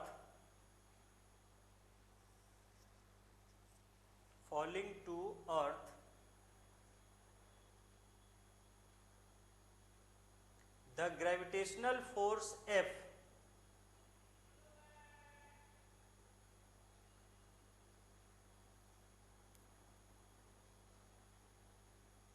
is F equals, लिख लीजिए, G M M by D square.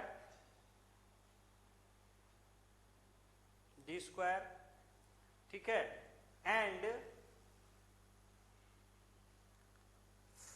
From Newton's law of motion, ये तो ग्रेविटेशनल से आया ये force. Newton's law of motion, F equals M A. ठीक है, M भी स्मॉल ही में लिखते हैं. अच्छा चलिए, हाँ, M A that is F equals M G. Small सब में स्मॉल रहेगा, एम जी. हाँ, दैट ब्रैकेट में G equal A equals G लिख दीजिए. A equals G. यहाँ एक्सेलरेशन जो है वो एक्सेलरेशन ड्यू टू ग्रेविटी हो रहा है, तो A की जगह G आ गया, तो F इक्वल्स mg हो गया. ठीक है, न्यूटन ने क्या बोला था कि जो फोर्स होता है वो that is proportional to mass and the change in velocity. तो हम वहां से इक्वेशन निकाले थे F इक्वल्स एम ए, और यहाँ एक्चुअली जो A हो रहा है एक्सेलरेशन है वो एक्सेलरेशन ड्यू टू ग्रेविटी है, दैट इज m इंटू ए की जगह उसको G लिख सकते हैं.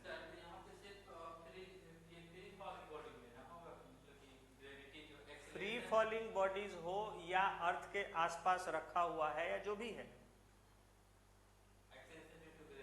हाँ, अगर फ्री फॉल है, ठीक है, और फ्री फॉल हो चाहे ना हो, फोर्स तो इतना ही लगेगा ना, उसको फ्री फॉल बोले चाहे नहीं बोले,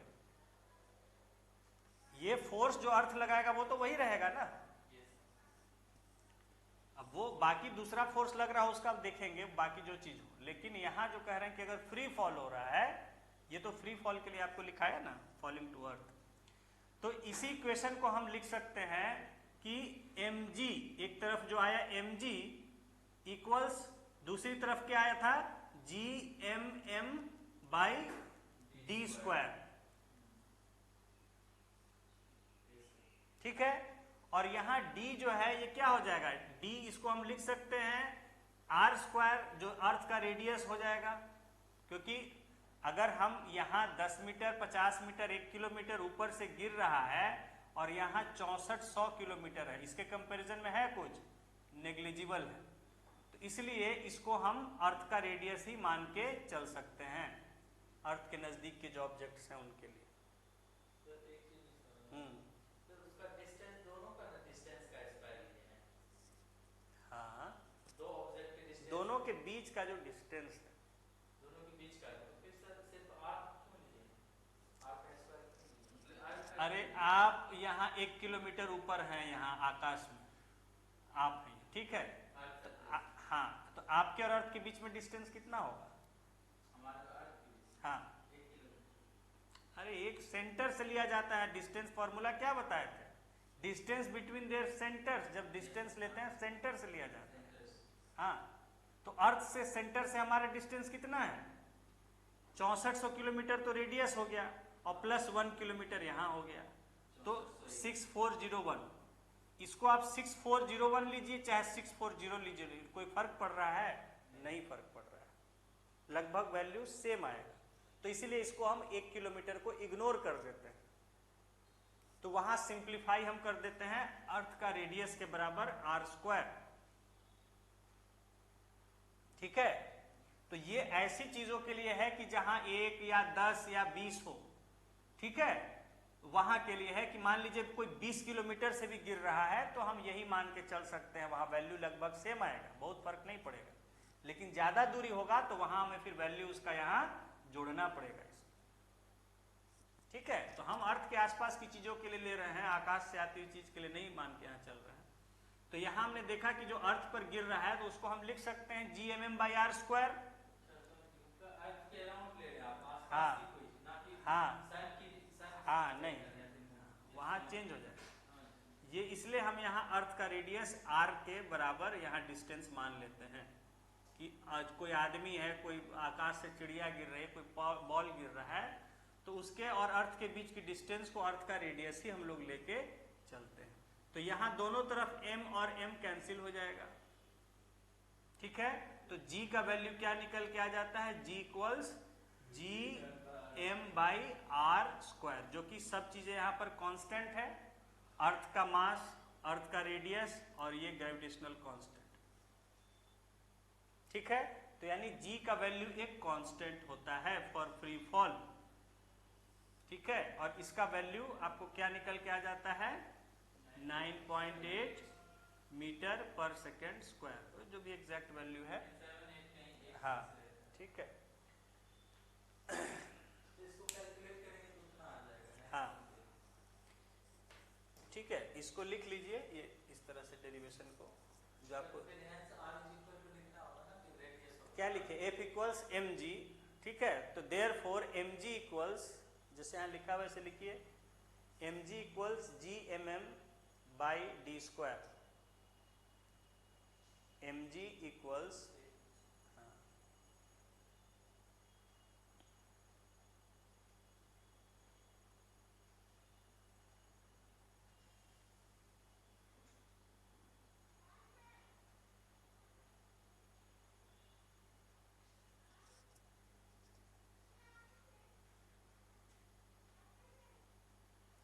इधर डी नीचे, इसके नीचे इक्वेशन जो लिखे हैं gmm, उसके आगे लिख लीजिए equals gmm by R square, where r is earth radius, हाँ, आर स्क्वायर,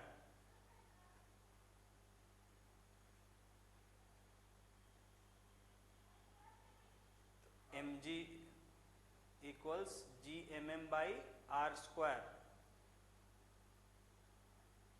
तो g equals gm by R square. अब इसीलिए देखिए इक्वेशन जो आ गया एक्सेलरेशन ड्यू टू ग्रेविटी का r स्क्वायर लिखे, ठीक है। एक्सेलरेशन ड्यू टू ग्रेविटी का फॉर्मूला क्या आता है, gm/r²। अब हाँ Acceleration due to gravity। हाँ जी वही ना आया।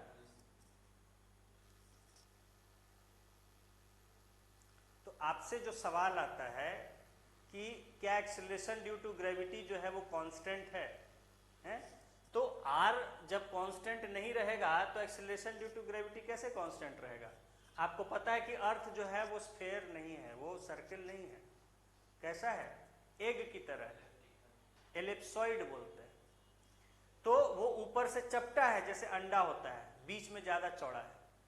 तो जब रेडियस सेम नहीं है तो g का वैल्यू हर जगह पोल और इक्वेटर पर सेम कैसे रहेगा? नहीं रहेगा। अच्छा ऐसे नहीं तो हाँ, तो यही आपको देखना है कि अगर इक्वेटर पर पूछा है तो वहां रेडियस ज्यादा है तो g का वैल्यू वहां कम हो जाएगा, रेडियस कम है तो g का वैल्यू ज्यादा हो जाएगा।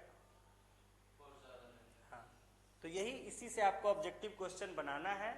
ठीक है, लिख लीजिए, इसको लिखना चाहे दिमाग में रह नहीं रहे कि at equator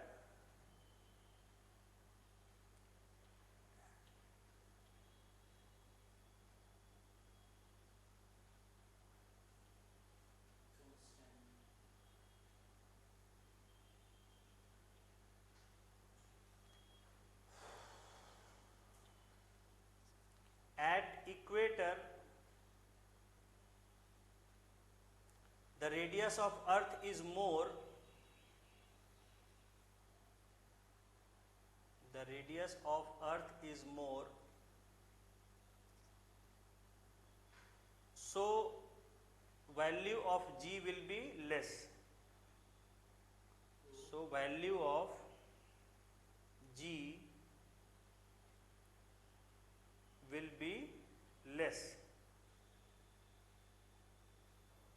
whereas at poles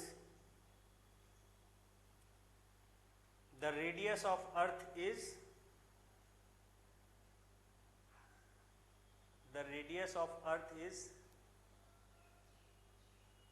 lesser, therefore the value of g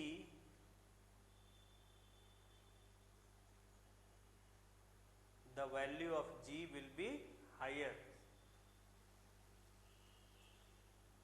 ठीक है, तो जो रियल के बात है वो ये है। तो हम लोग आइडियल केस में मान के चलते हैं कि भाई अर्थ पूरी तरह गोल है तो इसलिए हर जगह सेम है, लेकिन सेम तो है नहीं, विल बी हायर। ठीक है, तो अर्थ जो है गोल है नहीं। ठीक है, इसलिए जब गोल नहीं है तो हर जगह एक जैसा नहीं रहेगा, जहां रेडियस जैसा रहेगा उसी हिसाब से रहेगा। तो आपको कहेगा कि मरियाना ट्रेंच में चले गए तो क्या वैल्यू ऑफ जी वहां पर या फोर्स ऑफ ग्रेविटी सेम रहेगा? नहीं सेम रहेगा, वहां पर बढ़ जाएगा क्योंकि दोनों के बीच का डिस्टेंस घट गया है। अर्थ के सरफेस पर रहेंगे तो वैल्यू फोर्स ऑफ ग्रेविटी कम रहेगा, अंदर जाते जाएंगे तो बढ़ता जाएगा।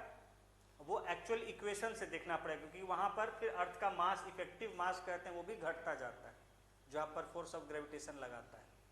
क्योंकि जब आप अंदर जा रहे हैं तो बाहर वाला मास तो आपसे बाहर ना हो जा रहा है, तो वहां इफेक्टिव मास भी देखा जाता है, अर्थ का भी। अगर बहुत ज्यादा अंदर चले जाएंगे तो वहां अर्थ का भी तो मास, लेकिन अर्थ का देखने का ये है कि अंदर ज्यादा डेंस है, गाढ़ा है, बाहर बहुत हल्का होता है। हाँ, आप अंदर की ओर जा रहे हैं तो जो आपको अट्रैक्ट कर रहा है वो मास तो घटता जा रहा है, लेकिन इसमें भी बहुत ज्यादा फर्क नहीं पड़ता, इसलिए कि बाहरी जो परत है तो वो बहुत डेंस कम है, उसका डेंसिटी कम है।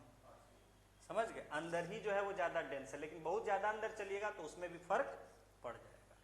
तो ये चीज है बेसिकली न्यूटन का जो इक्वेशन है उसी से हर चीज आपको समझ में आएगी। कोई भी क्वेश्चन आता है तो आप उसको समझ के रखें कि जो बेसिक इक्वेशन है कि g/m/d², उस पर हमको हर चीज को परख के सवाल का जवाब देना है। ठीक है, लिखिए next subtopic, motion of objects, motion of objects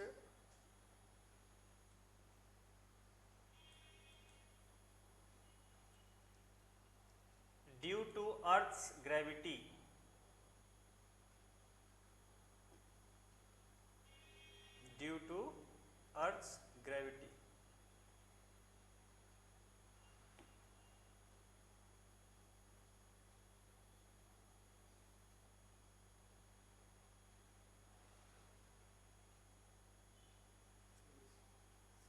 ठीक है।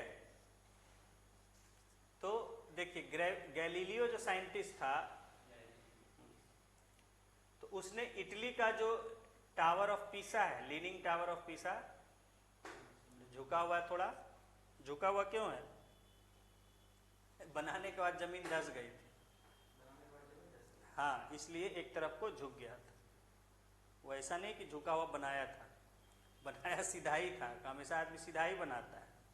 तो लेकिन इतना ऊंचा बना दिया और उतना कैलकुलेशन नहीं ठीक से किया, जमीन इतनी मजबूत नहीं थी, तो वो एक तरफ को थोड़ा अनबैलेंस होने के कारण धंस गई। तो लगता है, डर लगता है कि गिर तो नहीं जाएगी, लेकिन वो स्थिर है।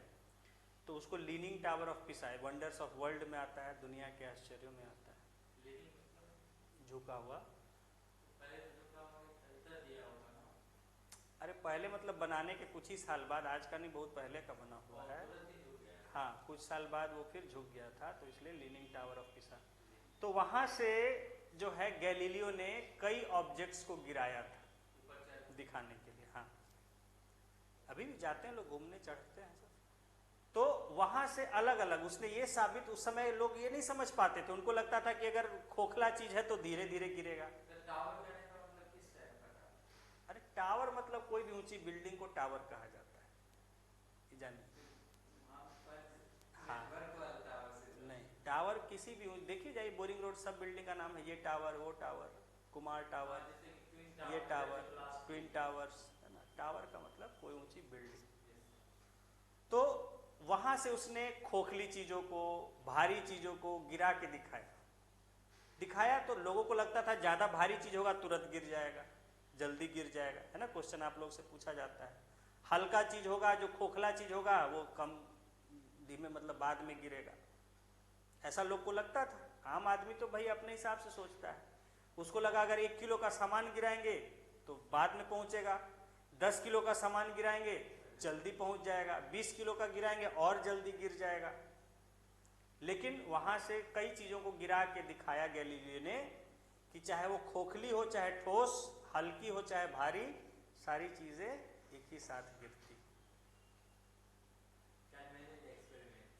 ठीक है, हाँ, हाँ, ठीक है। तो एक साथ गिरेगा सिर्फ वहां उन चीजों में जहां हवा का इफेक्ट हम नेग्लिजिबल मान सकते हैं, लेकिन जहां हवा का इफेक्ट काम करने लगेगा वहां पर फिर सब एक साथ नहीं गिरेगा। ठीक है। तो ये जो है गैलीलियो ने ऐसा एक्सपेरिमेंट किया था, और उससे फिर आपका, तो लिख लीजिए इक्वेशन जो है। तो ये सिर्फ वैक्यूम में होता है ऐसा? वैक्यूम में नहीं, हवा में ऐसे भी होता है। हम क्या बताएं, सिर्फ ऐसी चीजों के लिए जिन पर हवा, आप बहुत चौड़ी चीज कोई गिराइएगा, छाता जैसा या लकड़ी का बड़ा फट्टा जैसा गिराइएगा, तो उस पर हवा, तो वो थोड़े एक साथ गिरेगा। तो उतना दूर से गिराया जाए तो हवा का इफेक्ट नहीं पड़ेगा कोई भी चीज पे? नहीं, छोटा भी चीज, छोटा चीज पर नहीं पड़ता है। चलिए लिखिए लिखिए लिखिए। ठीक है। The equations of motion, the equations of motion are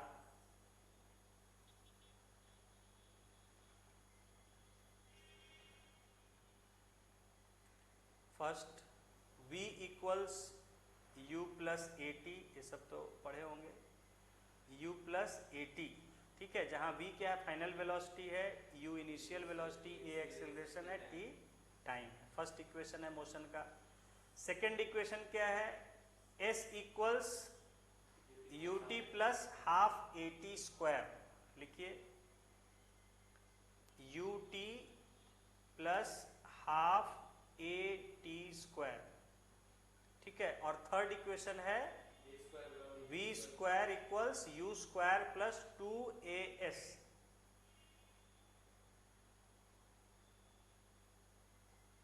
s हमेशा वैसे नहीं, ठीक से लिखिए s, हाँ, s, ठीक है। ये 3 इक्वेशंस हैं, इक्वेशंस ऑफ मोशन, जो कि दिया है न्यूटन ने। ठीक है, ये 3 इक्वेशन खाली आपको याद रखना है। मान लीजिए कभी पूछ ही दिया क्या होता है इक्वेशन, तो इसको ध्यान रखना। हाँ, ये इक्वेशंस ऑफ मोशन है। मोशन आपको स्टडी करना है, तो उसके लिए सब इक्वेशन दिए गए हैं।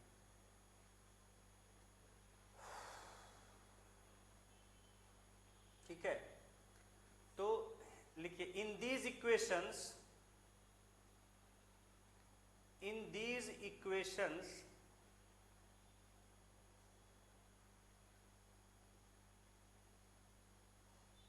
comma in case of free fall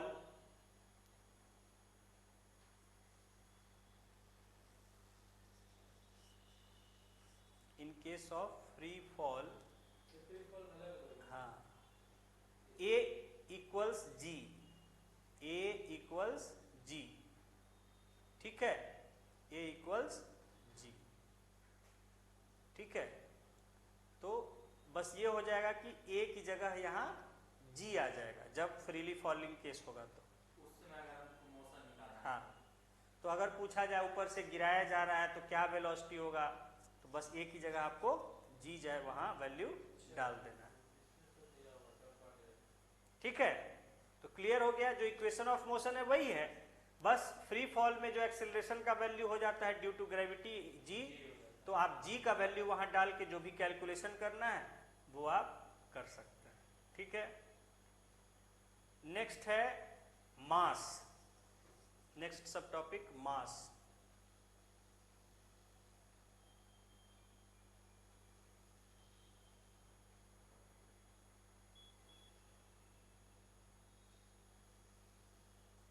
लिखिए मास इज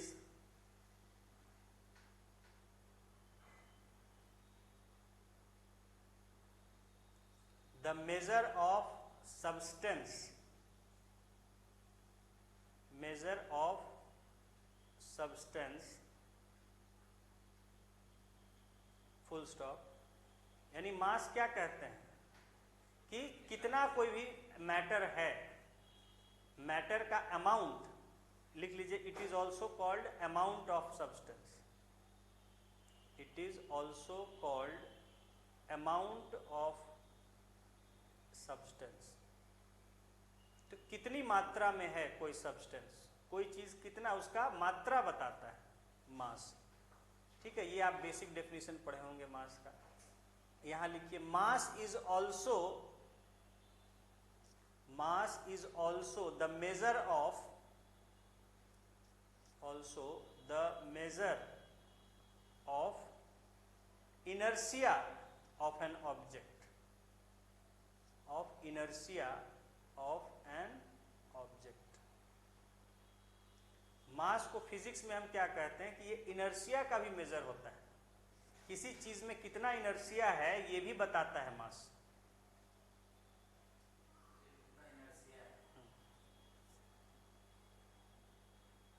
जैसे केमिस्ट्री आपने पढ़ना शुरू किया था तो वहां आपको बताया गया कि मैट जो सब्सटेंस है उसका अमाउंट को हम मास कहते हैं। कोई चीज कितना है वो कैसे बताइएगा, तो हम मास से बताते हैं। फिजिक्स में उसका एक और हम जोड़ देते हैं कि जो भी चीज है उसका इनर्शिया जो होता है उसके भी मात्रा को हम मास कहते हैं। उसमें हमने अमाउंट जोड़ा, हाँ इनर्शिया जोड़, ठीक है। हाँ तो यहां लिखिएगा कि greater the mass, full stop के बाद ग्रेटर द मास,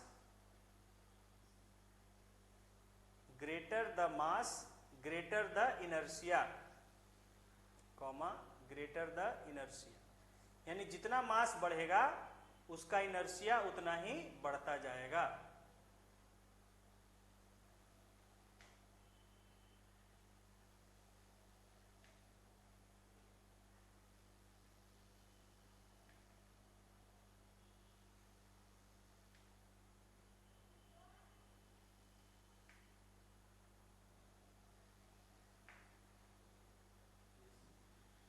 ठीक है, greater the mass greater the inertia.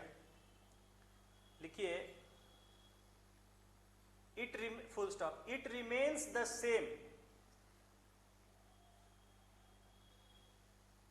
It remains the same, comma whether the object, whether the object is on earth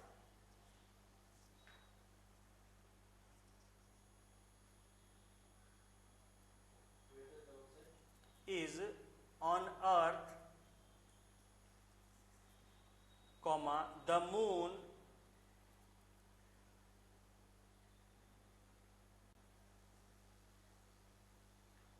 in outer space. तो मास जो है वो change नहीं होता है, चाहे वो अर्थ पर हो, मून पर हो, स्पेस में हो, कहीं भी हो। ठीक है, outer space, full stop. Thus, mass of an object is constant. Thus, mass of an object is constant.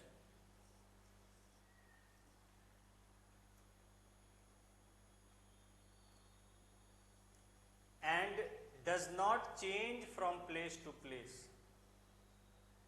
And does not change from place to place. ठीक है, तो 5 किलो चीनी आप यहाँ से कंकड़ बाग ले जाइएगा तो वो 4 किलो नहीं हो जाएगा, वो 5 ही किलो रहेगी। ऐसा नहीं है कि कहीं से लेके आए, गया से लेके आए यहाँ पटना तो 4 किलो से 3 किलो हो गया, या यहाँ से लेके जाइएगा मून पर तो वहाँ भी 3 ही किलो रहेगा। तो मास जो है कहीं भी बदलता नहीं है, और जो हम लोग तराजू में नापते हैं वो मास हम लोग, इसलिए आप जो जाते हैं तो आप कहते हैं कि 3 किलोग्राम इतना दीजिए, तो आपका एक सेंस होता है, भार से होता है, हम लोग हर चीज़ को भार से ही समझते हैं। ठीक है, हाँ, लेकिन मास जो है वो मास और वेट में फर्क। अब लिखिए next topic, wait.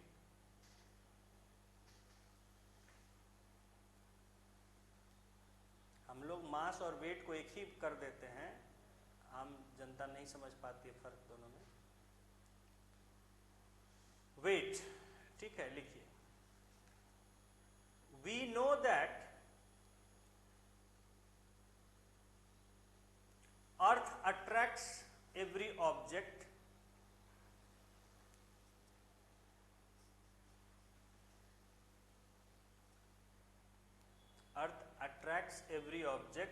with the gravitational force.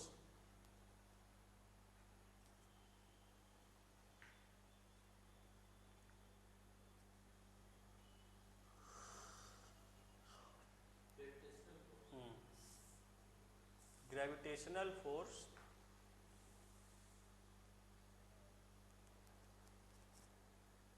ठीक है, full stop. This force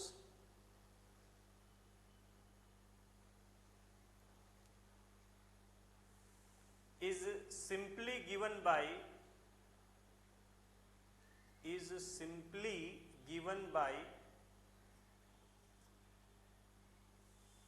F equals mg, where g is acceleration due to gravity.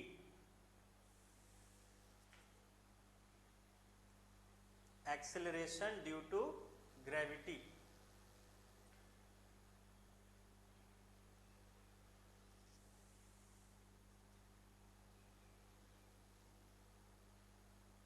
This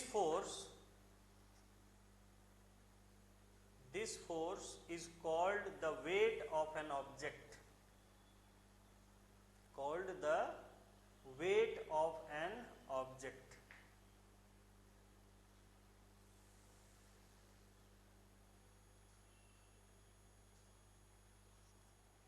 ठीक है, तो weight इक्वल्स लिख लीजिए, weight इक्वल्स mg.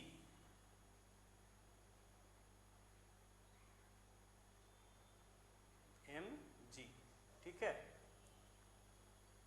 हाँ लिखिए, it is denoted by W, capital W.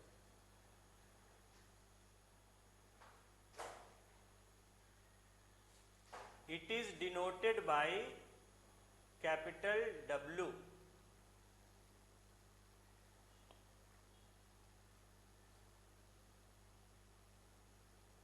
Therefore, capital W equals M into G. लिख लीजिए एक बार स्पष्ट, हाँ, इक्वल्स M into G. ठीक है, फुल स्टॉप के बाद लिखिए नीचे, the SI unit of weight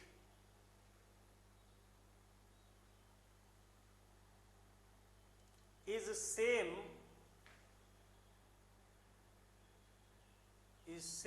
as that of force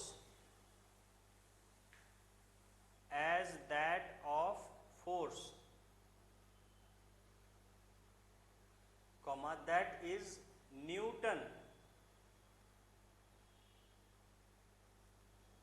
Newton लिखने में स्मॉल एन होता है, सिंबल में कैपिटल एन होता है। न्यूटन जब यूनिट लिखिएगा तब कैपिटल में नहीं कभी लिखिएगा, नाम जब लिखिएगा तब कैपिटल में एन होगा। न्यूटन ब्रैकेट में capital N,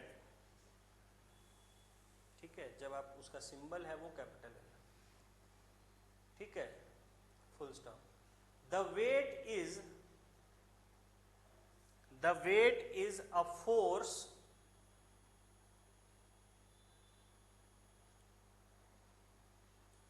The weight is a force acting vertically downwards. Acting vertically downwards.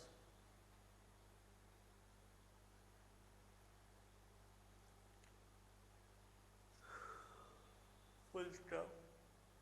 It has both magnitude and direction.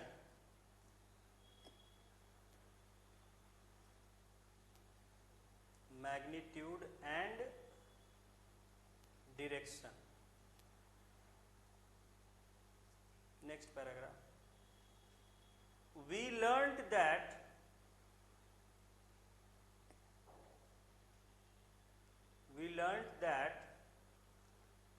the value of G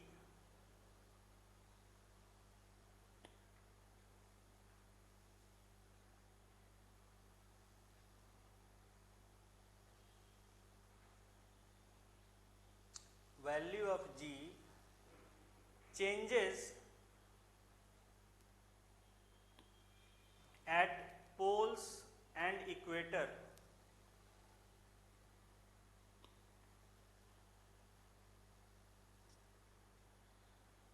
Thus, its weight will also change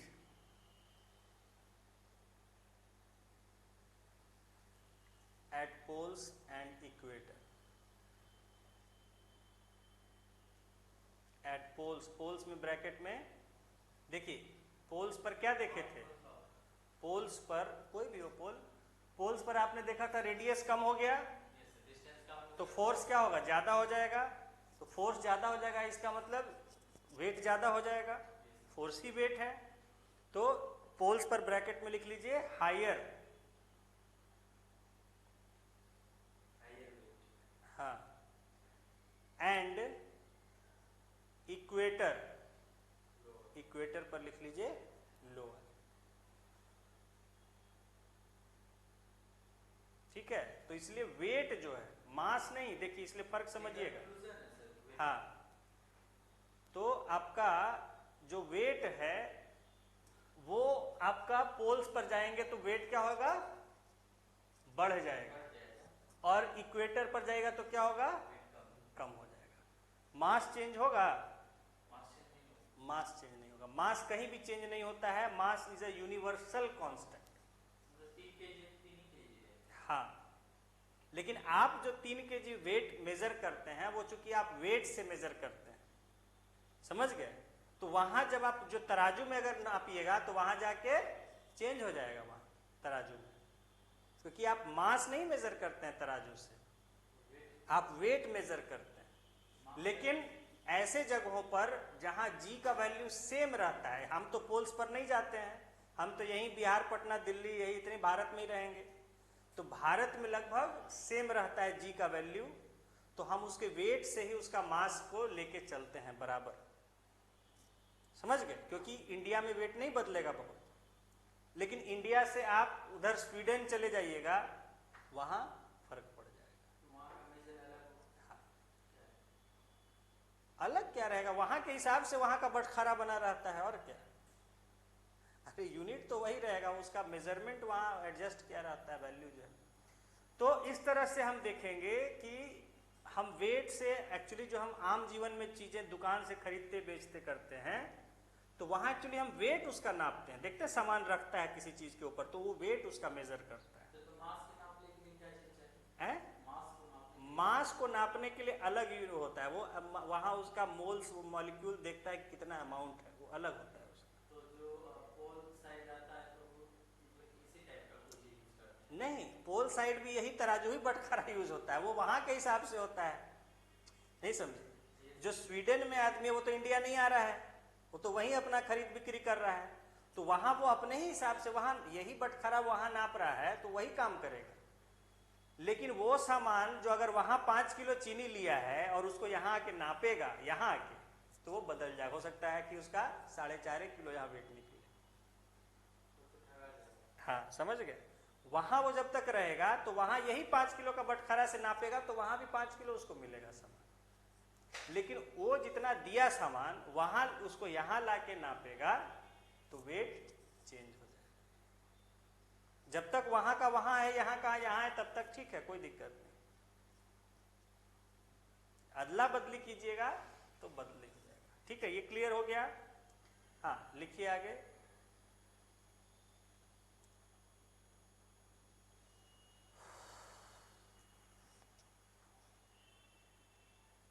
wait, next सब topic लिख लीजिए, छोटा सा है, कल खत्म ही हो जाएगा।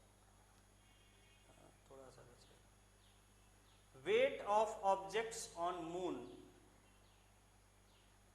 Weight of objects on moon.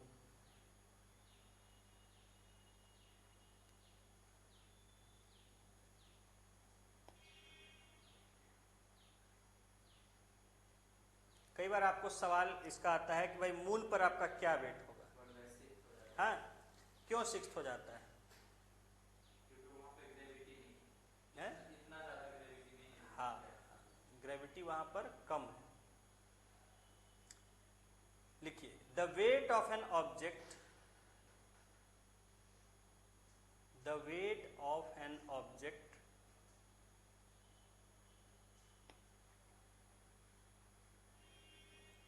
on moon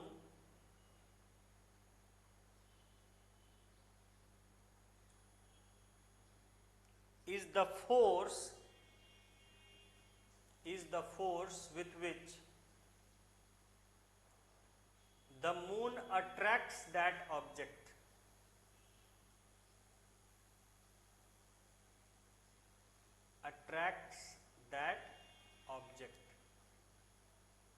तो मून पर अगर आप जाएंगे वहां वेट नापेंगे तो वो क्या होगा, वेट जिस फोर्स से मून उसको वहां अट्रैक्ट कर रहा होगा वो उसका वेट कहा जाएगा वहां। समझ में आई बात? हाँ, अगर आप जुपिटर पर चले जाइए वहां वेट है तो वहां वेट क्या होगा, जुपिटर उसको जिस फोर्स से खींच रहा होगा और जितना उसके दोनों बीच का डिस्टेंस, हाँ, वो उसका वेट कहा जाएगा। समझ गए? तो अर्थ पर जो है हम जी का वैल्यू लिए वो अर्थ का जी है, F इक्वल्स एम जी या W इक्वल्स एम जी जो यहां लिए वो जी लिए अर्थ पर जो होता है। उसी तरह मून पर जाएंगे वहां देखेंगे जो जी का वैल्यू होगा तो वहां का वेट वहां के जी से कैलकुलेट होगा। वहां भी weight W equals M G ही होगा, मास तो सेम रहेगा हर जगह, लेकिन जी का वैल्यू चेंज हो जाएगा क्योंकि जो ग्रेविटेशनल फोर्स है वो चेंज हो जाएगा। लिख लीजिए इसको, object full stop, the mass of moon, the mass of moon is less than earth,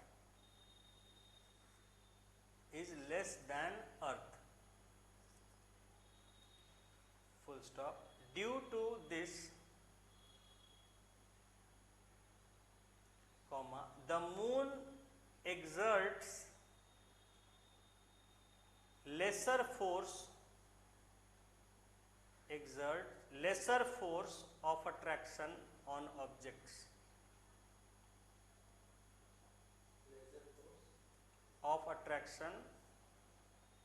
on objects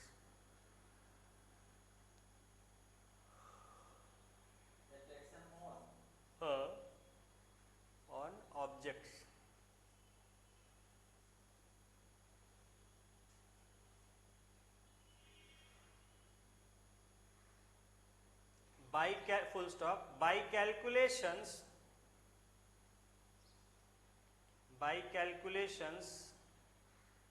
comma,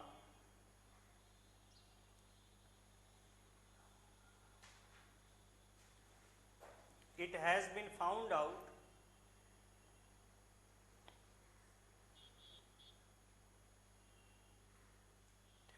found out that the weight of an object on moon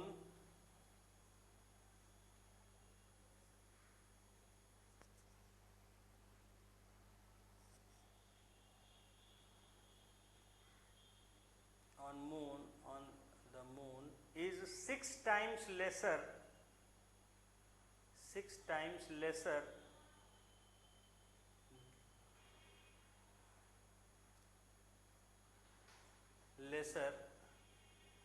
than that of earth, than that on अर्थ कर दीजिए, of नहीं, on earth. मुझे याद है कि मैं छोटा था तब गया था बॉम्बे में, ऑब्जर्वेटरी था वहाँ, इस तरह का मशीन लगा हुआ था, नेहरू प्लानिटेरियम है वहाँ पर, तो उसमें बना हुआ था एटीएम जैसा कुछ बना हुआ था मशीन, उसमें जाके खड़े हो जाइए तो वेट मून पर कितना होगा, जुपिटर पर कितना होगा, हर प्लैनेट का, इस सब का बना हुआ था। तो मुझे याद है कि मैं मून वाले पर गया था तो मेरा वेट बताया था 6.5 किलो, 6.5 सवा 6 किलो कुछ बताया था। ठीक है, ये मुझे फिगर याद है। हाँ, 35-36 किलो कुछ रहा होगा मेरा वेट उस समय। तो इस तरह का वहाँ बना हुआ था। और मून का ही मुझे याद है, बाकी का तो उतना, क्योंकि फिगर वैल्यू शायद बहुत अलग सा आया था, और उस समय इतना सबके बारे में अवेयरनेस नहीं, मून पर ही लेके अवेयरनेस रहता था कि मून पर वेट घट जाता है। ज़्यादा होगा नहीं ना, आप सिर्फ मून पर ही गए थे, इतना भीड़, बहुत सारा चीज़ देखने के रहता था, इतना कहाँ कि सब में फिर शो होना था, अंदर तारा वारा सब ये सब दिखाना था, बहुत सारा चीज़ रहता है, तो इसलिए जल्दी जल्दी अपना मून पर ना, और पर भी नापे थे, याद नहीं है वैल्यू। हाँ, और सब पर भी गए थे लेकिन उसका वैल्यू याद नहीं है। मून का याद है आज भी कि 6-6.5 किलो के आसपास आया था। हाँ, तो weight of an object on moon क्या रहेगा, 6 टाइम्स लेस हो जाएगा। ठीक है, कोई भी ऑब्जेक्ट यहाँ जो वेट होगा, हाँ, तो जो अर्थ पर ऑब्जेक्ट होगा उसका 1/6 वहाँ हो जाएगा मून पर। ये जो आपसे पूछा जा सकता है आम तरीके से। तो आज इतना ही रखते हैं टॉपिक। ठीक है, नेक्स्ट टॉपिक रखेंगे। नेक्स्ट टॉपिक को जो है थ्रस्ट एंड प्रेशर लिख लीजिए। हाँ, थ्रस्ट एंड प्रेशर, तो याद रख, इसको हम लोग करेंगे नेक्स्ट क्लास में। ये ग्रेविटेशन इतना हमारा ख़त्म हो गया। हालांकि इसमें बहुत कुछ आपको बता दिया था, लेकिन करा दिया, क्योंकि क्वेश्चन आते हैं कई बार स्पेसिफिक, तो वहाँ बच्चे गड़बड़ा जाते हैं, इसलिए आपको डिटेल में लिखवा दिया है इसको।